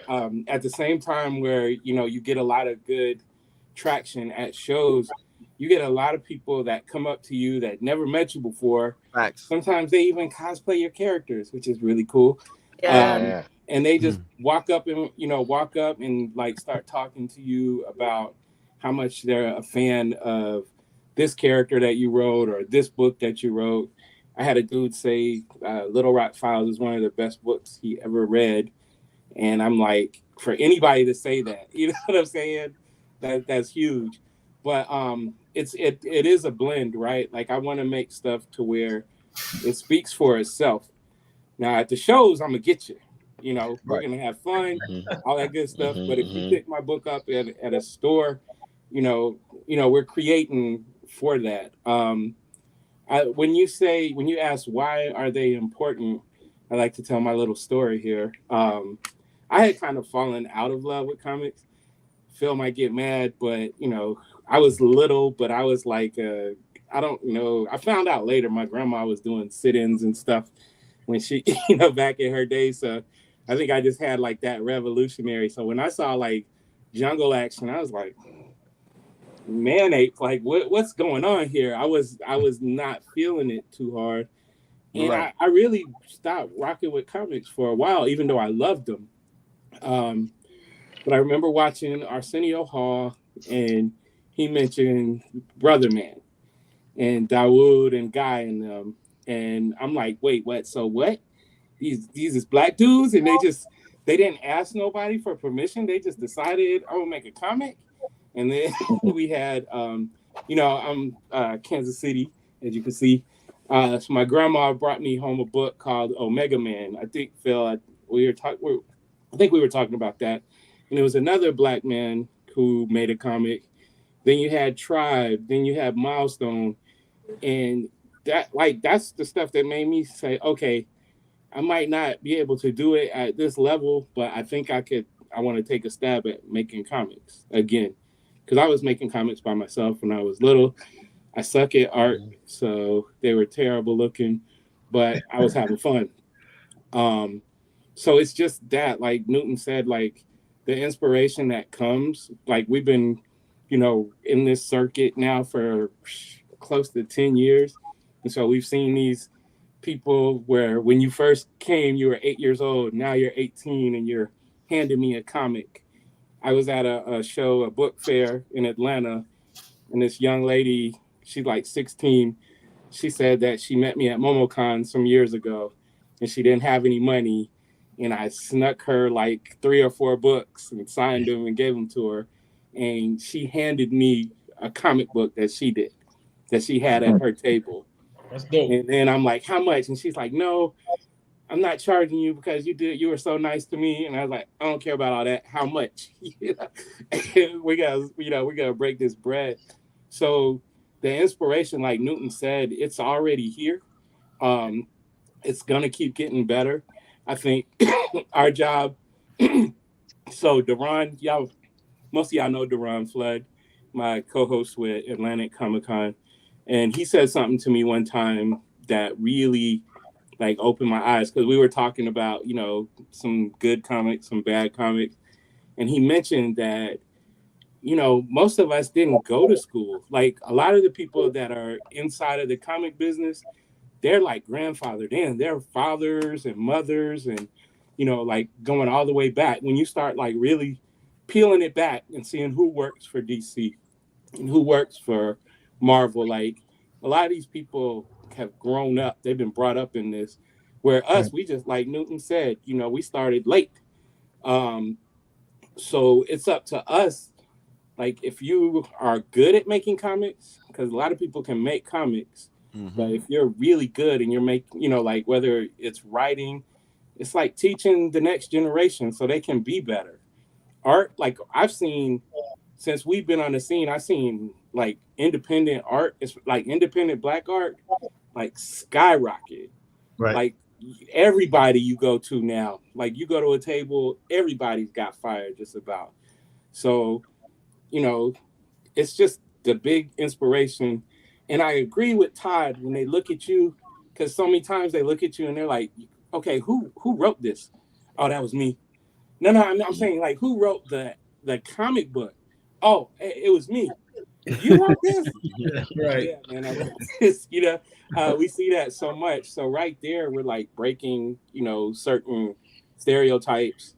Oh, you did this art, like, so it's just huge, and it's so empowering because we're seeing it in real time. Like when somebody says they look up to something that we did or they follow something that we did, that's like huge for me. Not like an ego builder, but I'm just happy because, again, everybody wasn't passing information the way people are now.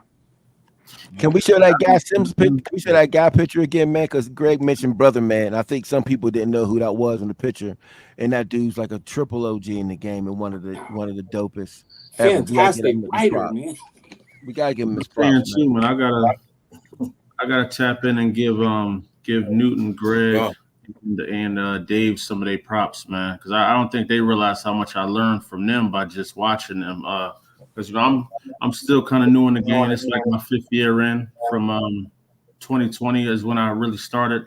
But like Dave, Newton, Greg, y'all really made me step my pen up. I read y'all books right around, it was like the end of 2019, 2020, and I learned something from each and every one of your stories. When it came to Crescent City Monster, when I read it, it really made me think like, yo, I got to step my world building up a little bit, man, because my man dove in so deep into the feeling of like the emotions of the characters, and like you can kind of smell the pages. I mean, if that makes sense to y'all, you know what I'm saying? Like I could smell the atmosphere in Crescent City Monsters, and I was like, yo, this is fire. Like I really feel like I was there. And when it came to Dave, when I read Harriet Tubman Demon Slayer for the first time, it was written so well that I was so impressed how he sneaks in his humor into something so serious that it made me really start questioning, like, yo, when somebody reads this, I want them to not only feel like they're afraid or feel like they're falling off a building, I also gonna make you laugh while you see this person falling. And Dave is like a master at how he does that, man. And when it comes to Greg, my daughter was reading his book, Sadiqa, I think it's called, right? Sadaka, Sadaka. So I was, she was reading it, and I was just studying how she could pick up everything you were trying to display on there.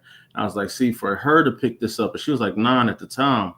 I said, and this was written so well that I was enjoying it, but also she enjoyed it, and she was nowhere near as intellectual as she is now to really grasp what you were writing. So it's just the world building, the consciousness, the thought behind atmosphere and everything. It made me really evaluate not only myself, but how I need all my creators on the team to get to a level that we need to be. So this platform we're creating for other Black creators that are coming up, we give them something to look at. Like, nah, if y'all want to be up here, you got to get to you got to be making this kind of content. Your stuff got to be fire like this. So then we could praise you. But if not, we're going to give you the game, try to get you right, and just keep on building you up. So I really definitely want to say thank you to them fellas, man, for sure. Yo, David, why you looking at me like this in this picture, man? What? Why are you looking at me like this in this picture?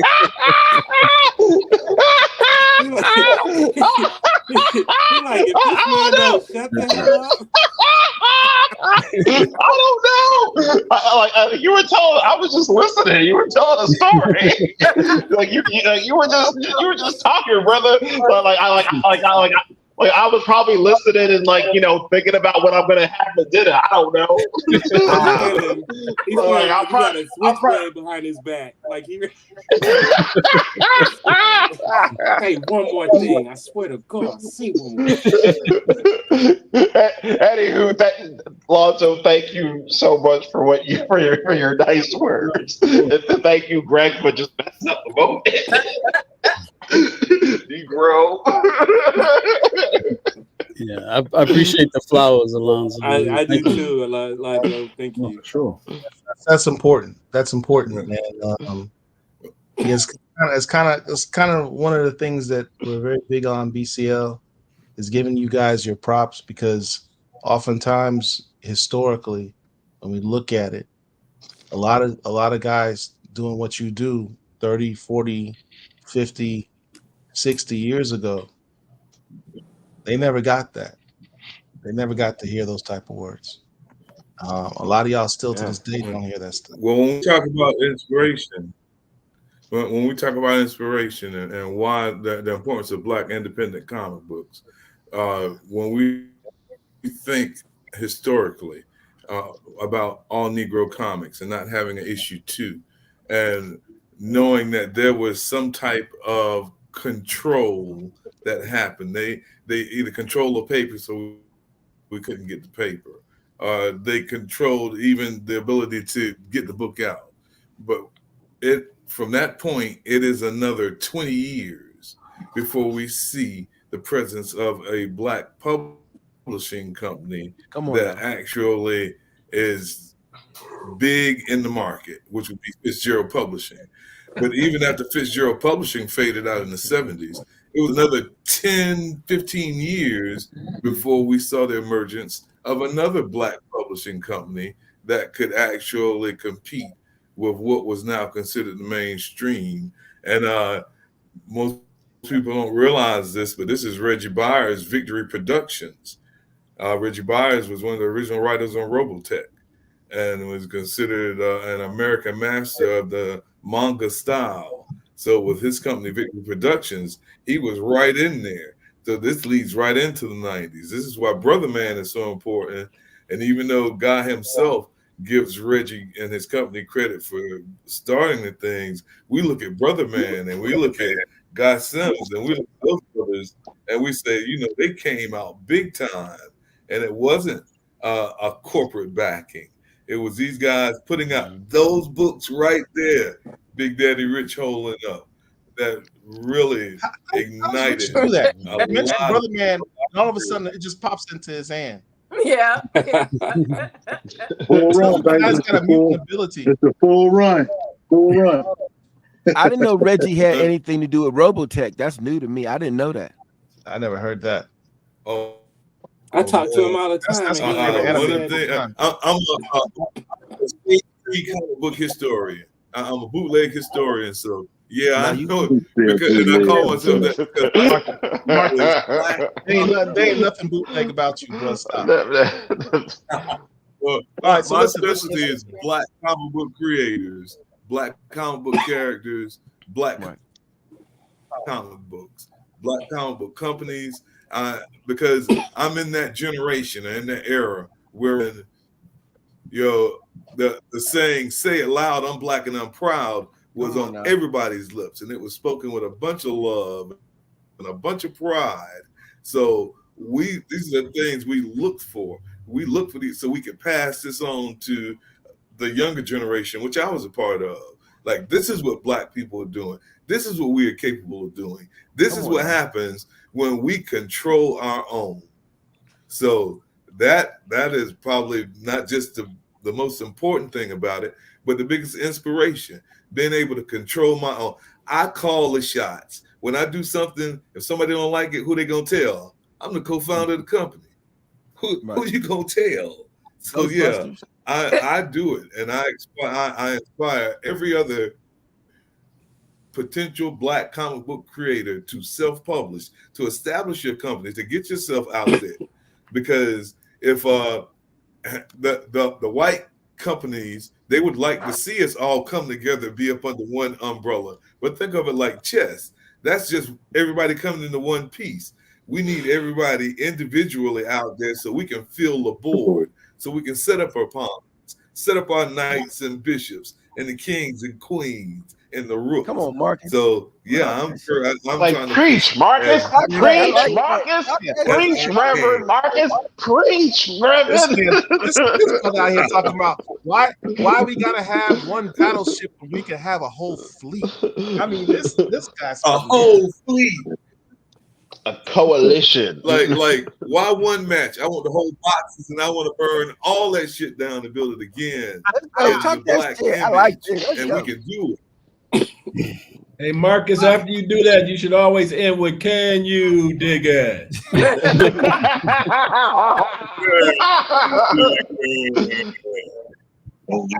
All right. So here's my two-part question. Are we now we talked about the 90s and how important that was to Black comics. Are we now in a new Black renaissance in comics? And if so, what is the future of Black comics? Yes, we are. And like, I am so jealous of the 13-year-old that got Black Panther and Into the Spider-Verse in the same year. But way back, feels like 20 years ago in 2018. And, you know, I'm just like what was said earlier about how like children are coming to Schaumburg and they're lighting up when they're seeing Greg's book, when they're seeing Newton's book, when they're seeing he's not on the call, like TJ Sterling's book with Joystick Angels, or recently with Lonzo at C2E2 and completely selling out. You are seeing we are getting there, and also getting noticed to the point where I'm seeing. I don't want to name names, but we are seeing certain white comic book creators who might have had a Black character who might not have shown their face, but now that character is mysteriously Black now, all of a sudden. And they're really pushing hard with this character being Black, just trying to tap into what we've all worked really hard to energize and establish. But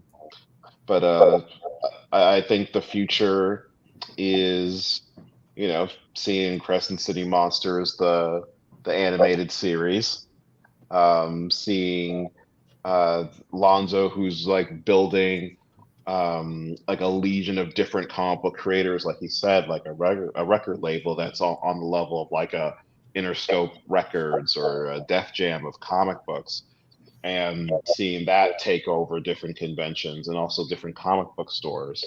And Greg doing amazing work with Tuskegee Airs and becoming a multi-millionaire with Tuskegee.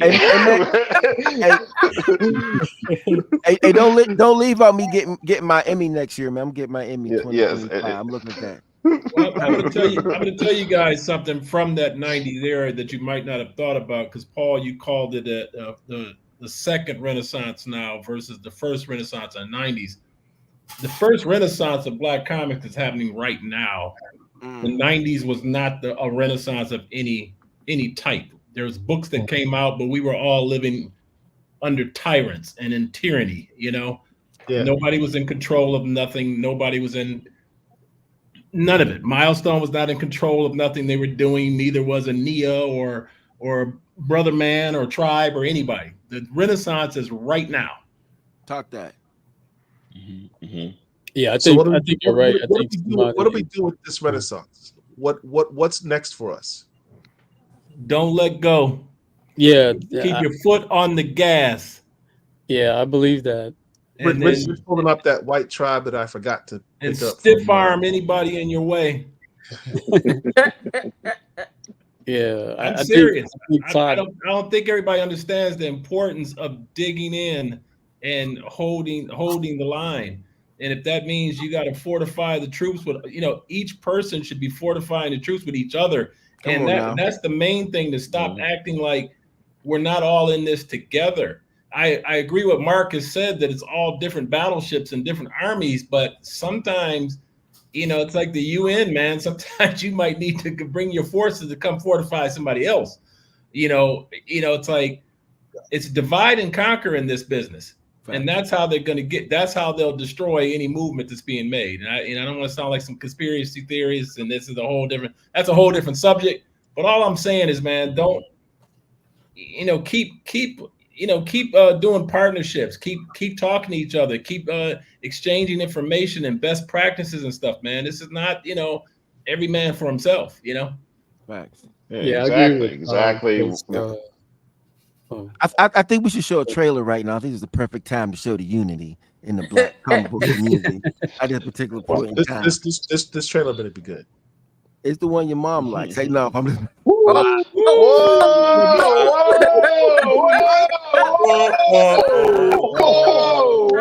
He's talking about unity. Unity. Hey, that was just me tripping, man. I'm just tripping. What the fuck? Let's talk about your baby boy. Hey, which one? Oh no, the DBL Drizzy. Hey.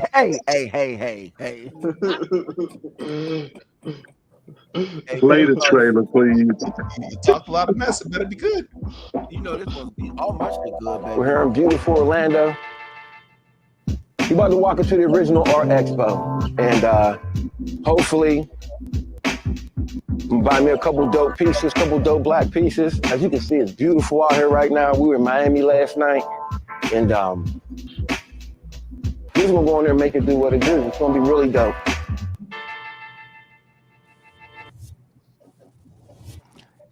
You need to show the other one, but that one's dope too. I was there too. I wasn't in the trailer. Oh, you was in that one. You in the new one though. I'm in the new one. You in the new one. Okay. You in the new one. You in the new Yeah. one. You in the new one. I Hey, saw- that trailer, and that was just some black shit I just did. Hey, show that first one too, D. That was just some black shit. We do that, man. We just having fun. yeah, I saw like the first 10 seconds of the first trailer, the one before this, and Alright. I was like, "Yo, I gotta be on this thing, man."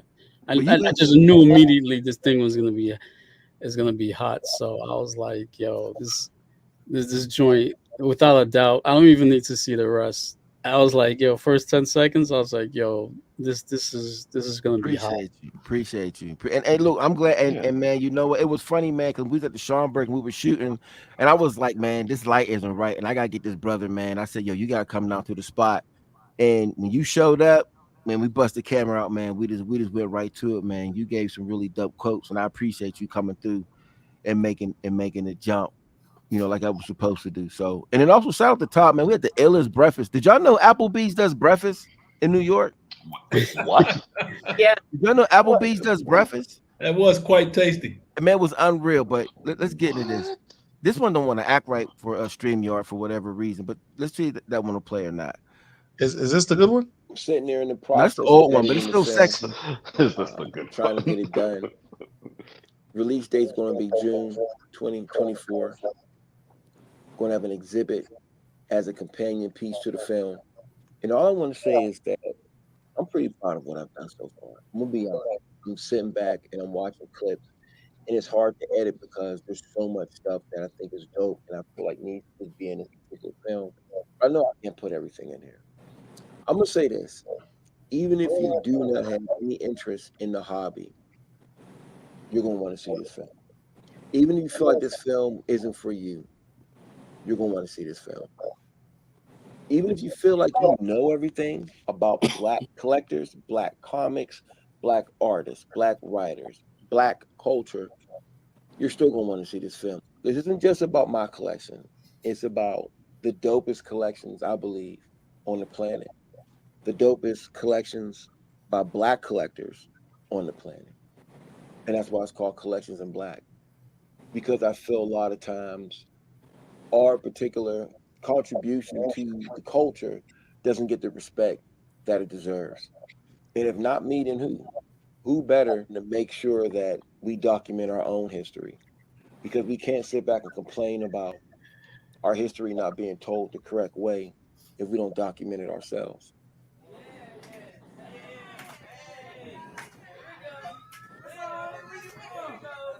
Yeah, I'm ready to buy my tickets now. Man, that shit's sexy, yo. Yeah. The hell? Okay, I Derek, got you- chill bumps. Like, damn. I like it. And Derek That did was dope, man. Derek kept everybody's audio on, man. So the Great work, audio was great work. crazy. I heard cats breathing and shit in the background. Like, damn, man. Messing up my moment.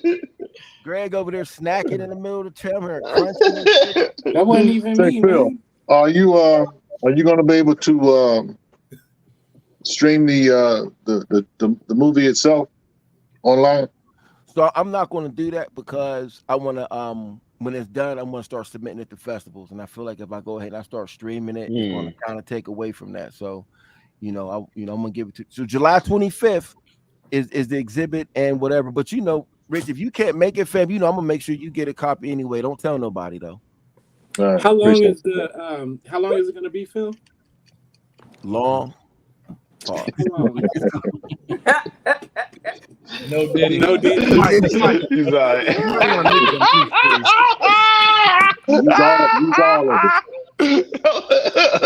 no kidding. No, Oh, man. it's going to be. Great. It's going to be over an hour. It's going to be. So here's the thing. I got enough footage where I can actually probably do 2 seasons of a show right now. That's how much footage I have. Yeah.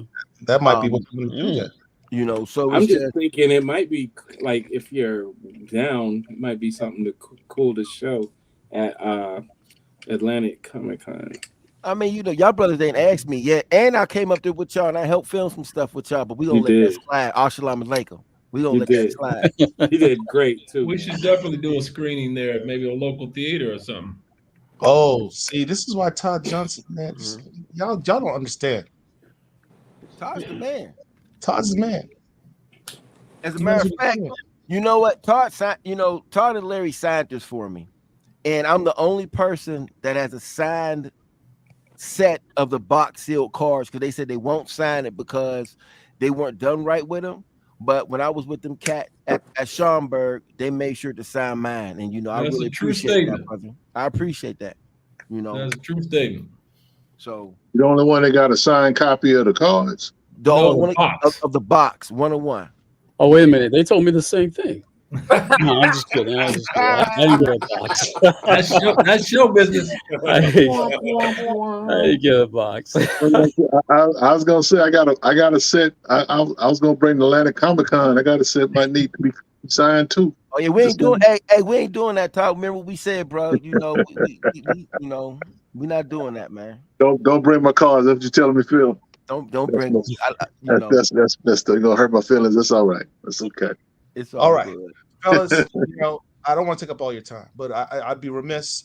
Your fans in the chat have been asking where they can get your stuff. People are asking for your social media. I want each of you to talk about what you got coming up. I know what you can talk about because I know some of y'all got some classified NDA type stuff, but for what you have coming up, please let your fans know and also let them know where they can follow you to get some more. Because at the end of the day, it's one thing for them to know that they should be getting Black independent comics, another thing to know where they can get them. So, Newton, why don't we start with you? Yeah, on all social media, you can follow me at Dream Fury Comics, if you guys can see that. That's across Instagram, Twitter, Facebook. I'm at Dream Fury Comics. As far as new things coming up, I'm not even mentioning new things because people still angry that I haven't come out with an issue of Crescent City Monsters. So I'll just tell people that I'm working on the next arc of Crescent City Monsters and Keisha Demon Eater. All right. Greg Burnham, Burnham. I gotta put Greg Burnham next because he loves this question. No, I don't. I had him on the hot seat in Bulletproof, and he was like looking all like, "Why are you asking me this online?" So we're working on the next. I got a bunch of things that are like NDA protected right now. But we're working on the next issue of The Search for Sadaka. I think I forgot to show this one. This is a book I'm doing with my brother, The Story of Solus. We're working on. I never see. Is that new? Is that new? It's new to you. Wow. Wow. Okay. It's been out for about a year, but All right. we're working on the next issue right now. Where can we get that, Greg? On my website, platforml7.com. We do have What's your them. website called? What's your website called? Platform, and then the letter L, and then 7.com. All right. All right, let's go to the next one. Greg, I want you to, if you can, type that into the chat so people can see. And then I'm also working. Well, we're gonna be starting on the next issue of Little Rock Files in a couple of months. That's what's up. I got some surprise stuff that's coming. I don't want to talk about because I want to surprise y'all.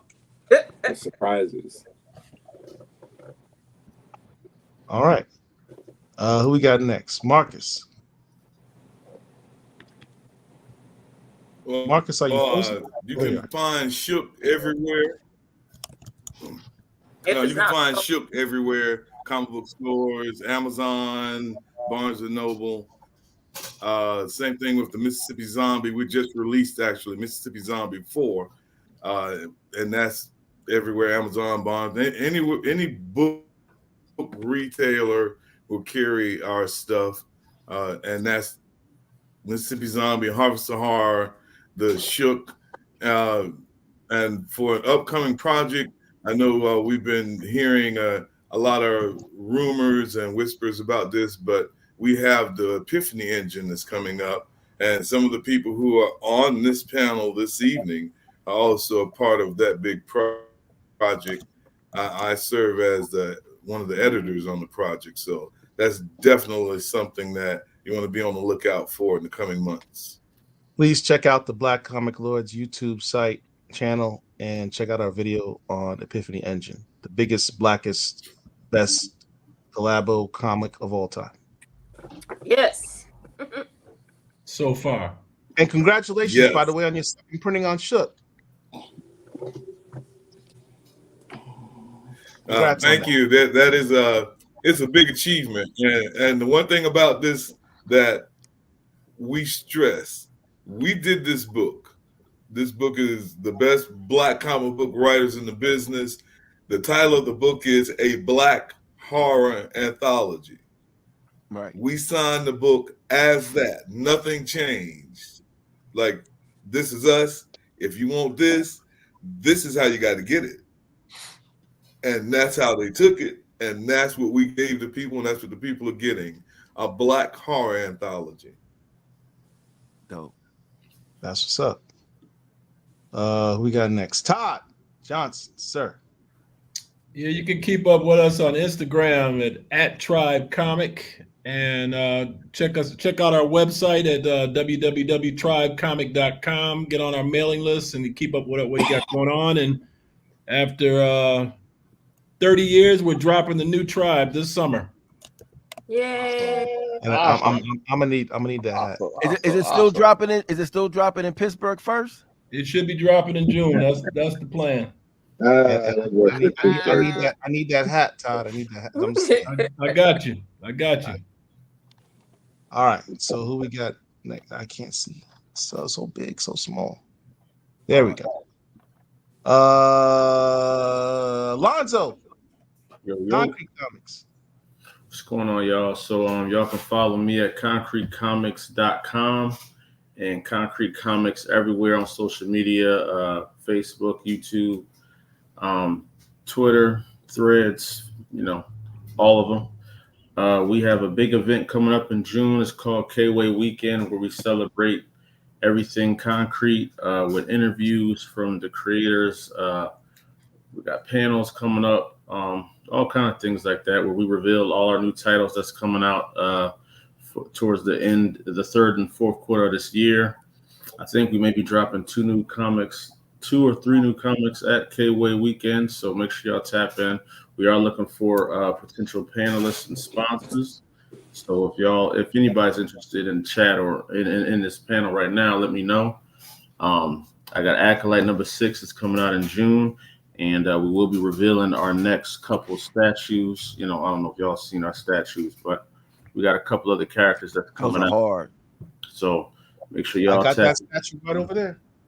Oh yeah, man. So make sure y'all tap in with us. Concrete is doing a lot. We also doing a publishing contest in June, so we're gonna give somebody the opportunity to get published through us through Concrete Comics. So that should be fire. That should be fire. Hey, brother Lonzo, if you can, man, I want to holler at you, man. Maybe we could get some of your statues on display at the exhibit in July Sure, at the August Wilson Center. From when I have my Let me Collection know. of Black exhibit. Let me know. I would love to do that. Let's do that. Let's wrap, a little bit later. I would for love to have sure, that in there. For sure, bro. Okay. So, gentlemen, I don't have the words. You forgot me, bro. Hey, hold up. Wow. Hold up. Sleeping at the wheel. Oh, so you can follow me. I'm David. Ladies and gentlemen, Mr. David Conson. Yeah, you can follow me at D Crownson everywhere, and follow me at Kingwood_comics. Harriet Tubman Demon Slayer is in comic book stores nationwide. I think we're gonna also release Nightmare in Newark in fall of this year.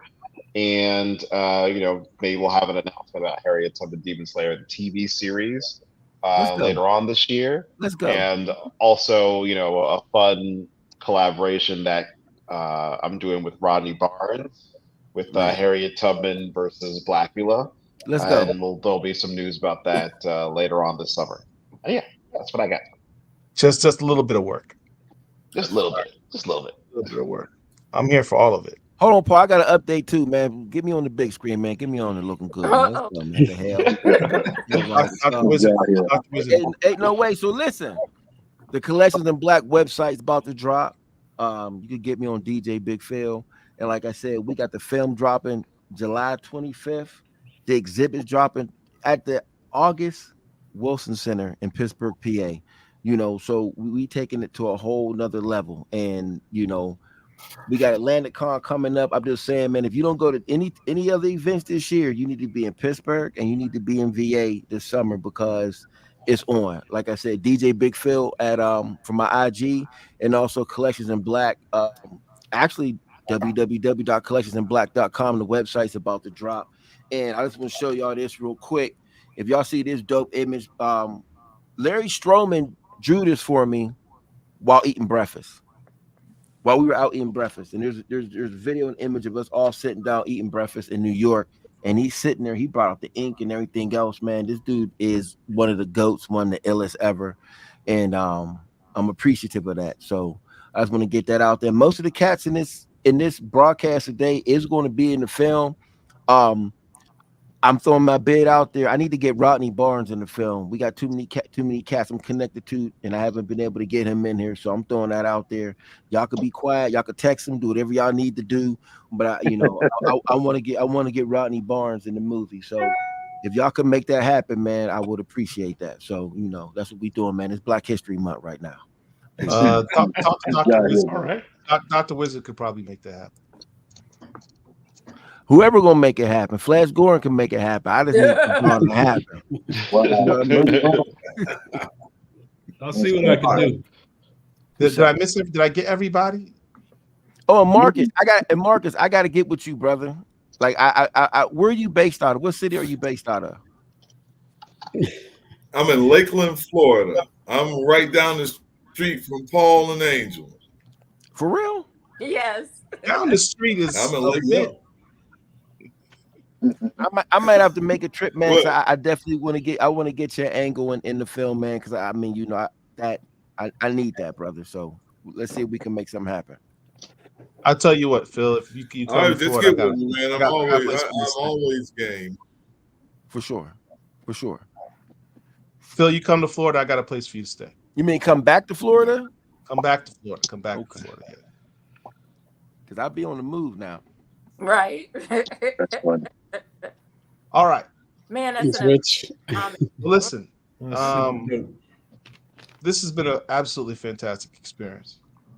I feel like this past month has just been crazy with the experiences in New York and what have you, and seeing you guys, having you guys all agree to join us tonight. Appreciate it. I see the fans in the chat appreciate it. I encourage everyone who's watching this to please support these creators, support Black comic creators. It's important. Oh, I like that. That's Micro good. stretch. These Hey, guys boy, are I see you flexing. I see you flexing. I can't let it go without doing that. But go ahead. I see you flexing. you gotta save some for the after show. Save some for the after show. But look, this is the first time I have interviewed or had some of you guys on here. And we have a tradition here at Black Comic Lords of once you come on this show, come on our channel, you're part of the family. Now, Marcus has done this, Lonzo's done this, Newton's done this, Todd's done this. But Greg, you and David are newies to the channel. So let's do David first, because I keep man, David's better. We have a tradition where you say your name, look into the camera, say your name, and then say I am. Stop laughing! I can't hear what he's saying. Wait. So I look into the camera and do what? Say your name and say I'm a Black Comic Lord. All right, I'm David Crownson, and I'm a Black Comic Lord. Yes. That looks at people funny and picky. Pretty good. Thank you. You've now been initiated into click. Greg, you're next. I'm not good at following directions, man. I'm gonna just do it. My name is Greg Burnham, and I am a Black Comic Lord. There you go. Thank you. What was that face? What was that face at the end? I don't know. I didn't believe it. Like he asked you to kiss your sister. I didn't. You guys have all been initiated. Angel, you can give the blessing. What am I doing now? You're giving the blessing. Angel, you gotta talk about he's like, you give it the blessing. Say the blessing at the table. Bless the food. Did Richard disappear? Where is he? Why are you bowed down in the back? What, man? What y'all want? I thought we were closed. Are you finished or we done? What we doing? What we doing? The night message is each one. It's most important. I can't believe this nigga say, "Oh, we going to do the blessing." We haven't done. Why are you embarrassing me in front of company? We roasted you because you stupid. That's why we're doing it. We having dinner. You guys are hilarious. Man, it's all love, man. It's all love. He just called me stupid and alive. He just playing, man. It's late, man. You know. I got multiple degrees, but I'm stupid. That's the biggest reason. Shout out to Phil. I got people talking about my mama. Hey, it was They all going right, in, man. I got your back, Paul. I got your back. One thing you can say about this, one thing you say about this podcast is definitely black. It's A all the way.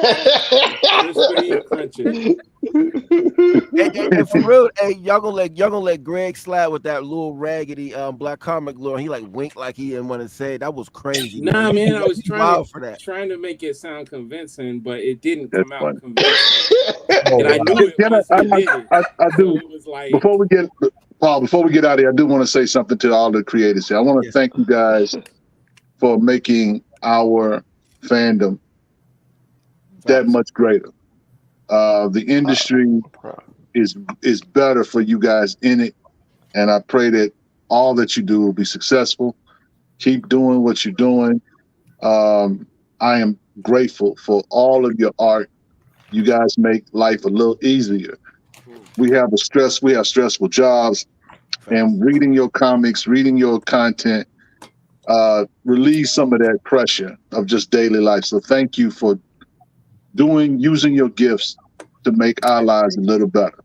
Salute. See that? Message. Yeah. That was the alley-oop I was trying to give you, Rich. You talking about the blessing? I thought we finna eat dinner or something. First you passed it off to Angel, and Angel just looked at the ball like, Right. what am I doing with this? She already untied her shoes. We gotta talk about this at the next meeting. Y'all got it. Wow. Anyway, so thank you all He for did watching. J.R. Smith. Thank you all to our creators for joining us tonight. Thank you to Big Phil. Looking forward to his film. Hope everyone joins us at Atlanta Comic-Con. It will be the first time all the Black Comic Lords will be together in the same spot live. That's crazy. Someone just pointed that out to me. We've never all been in the same spot at the same time.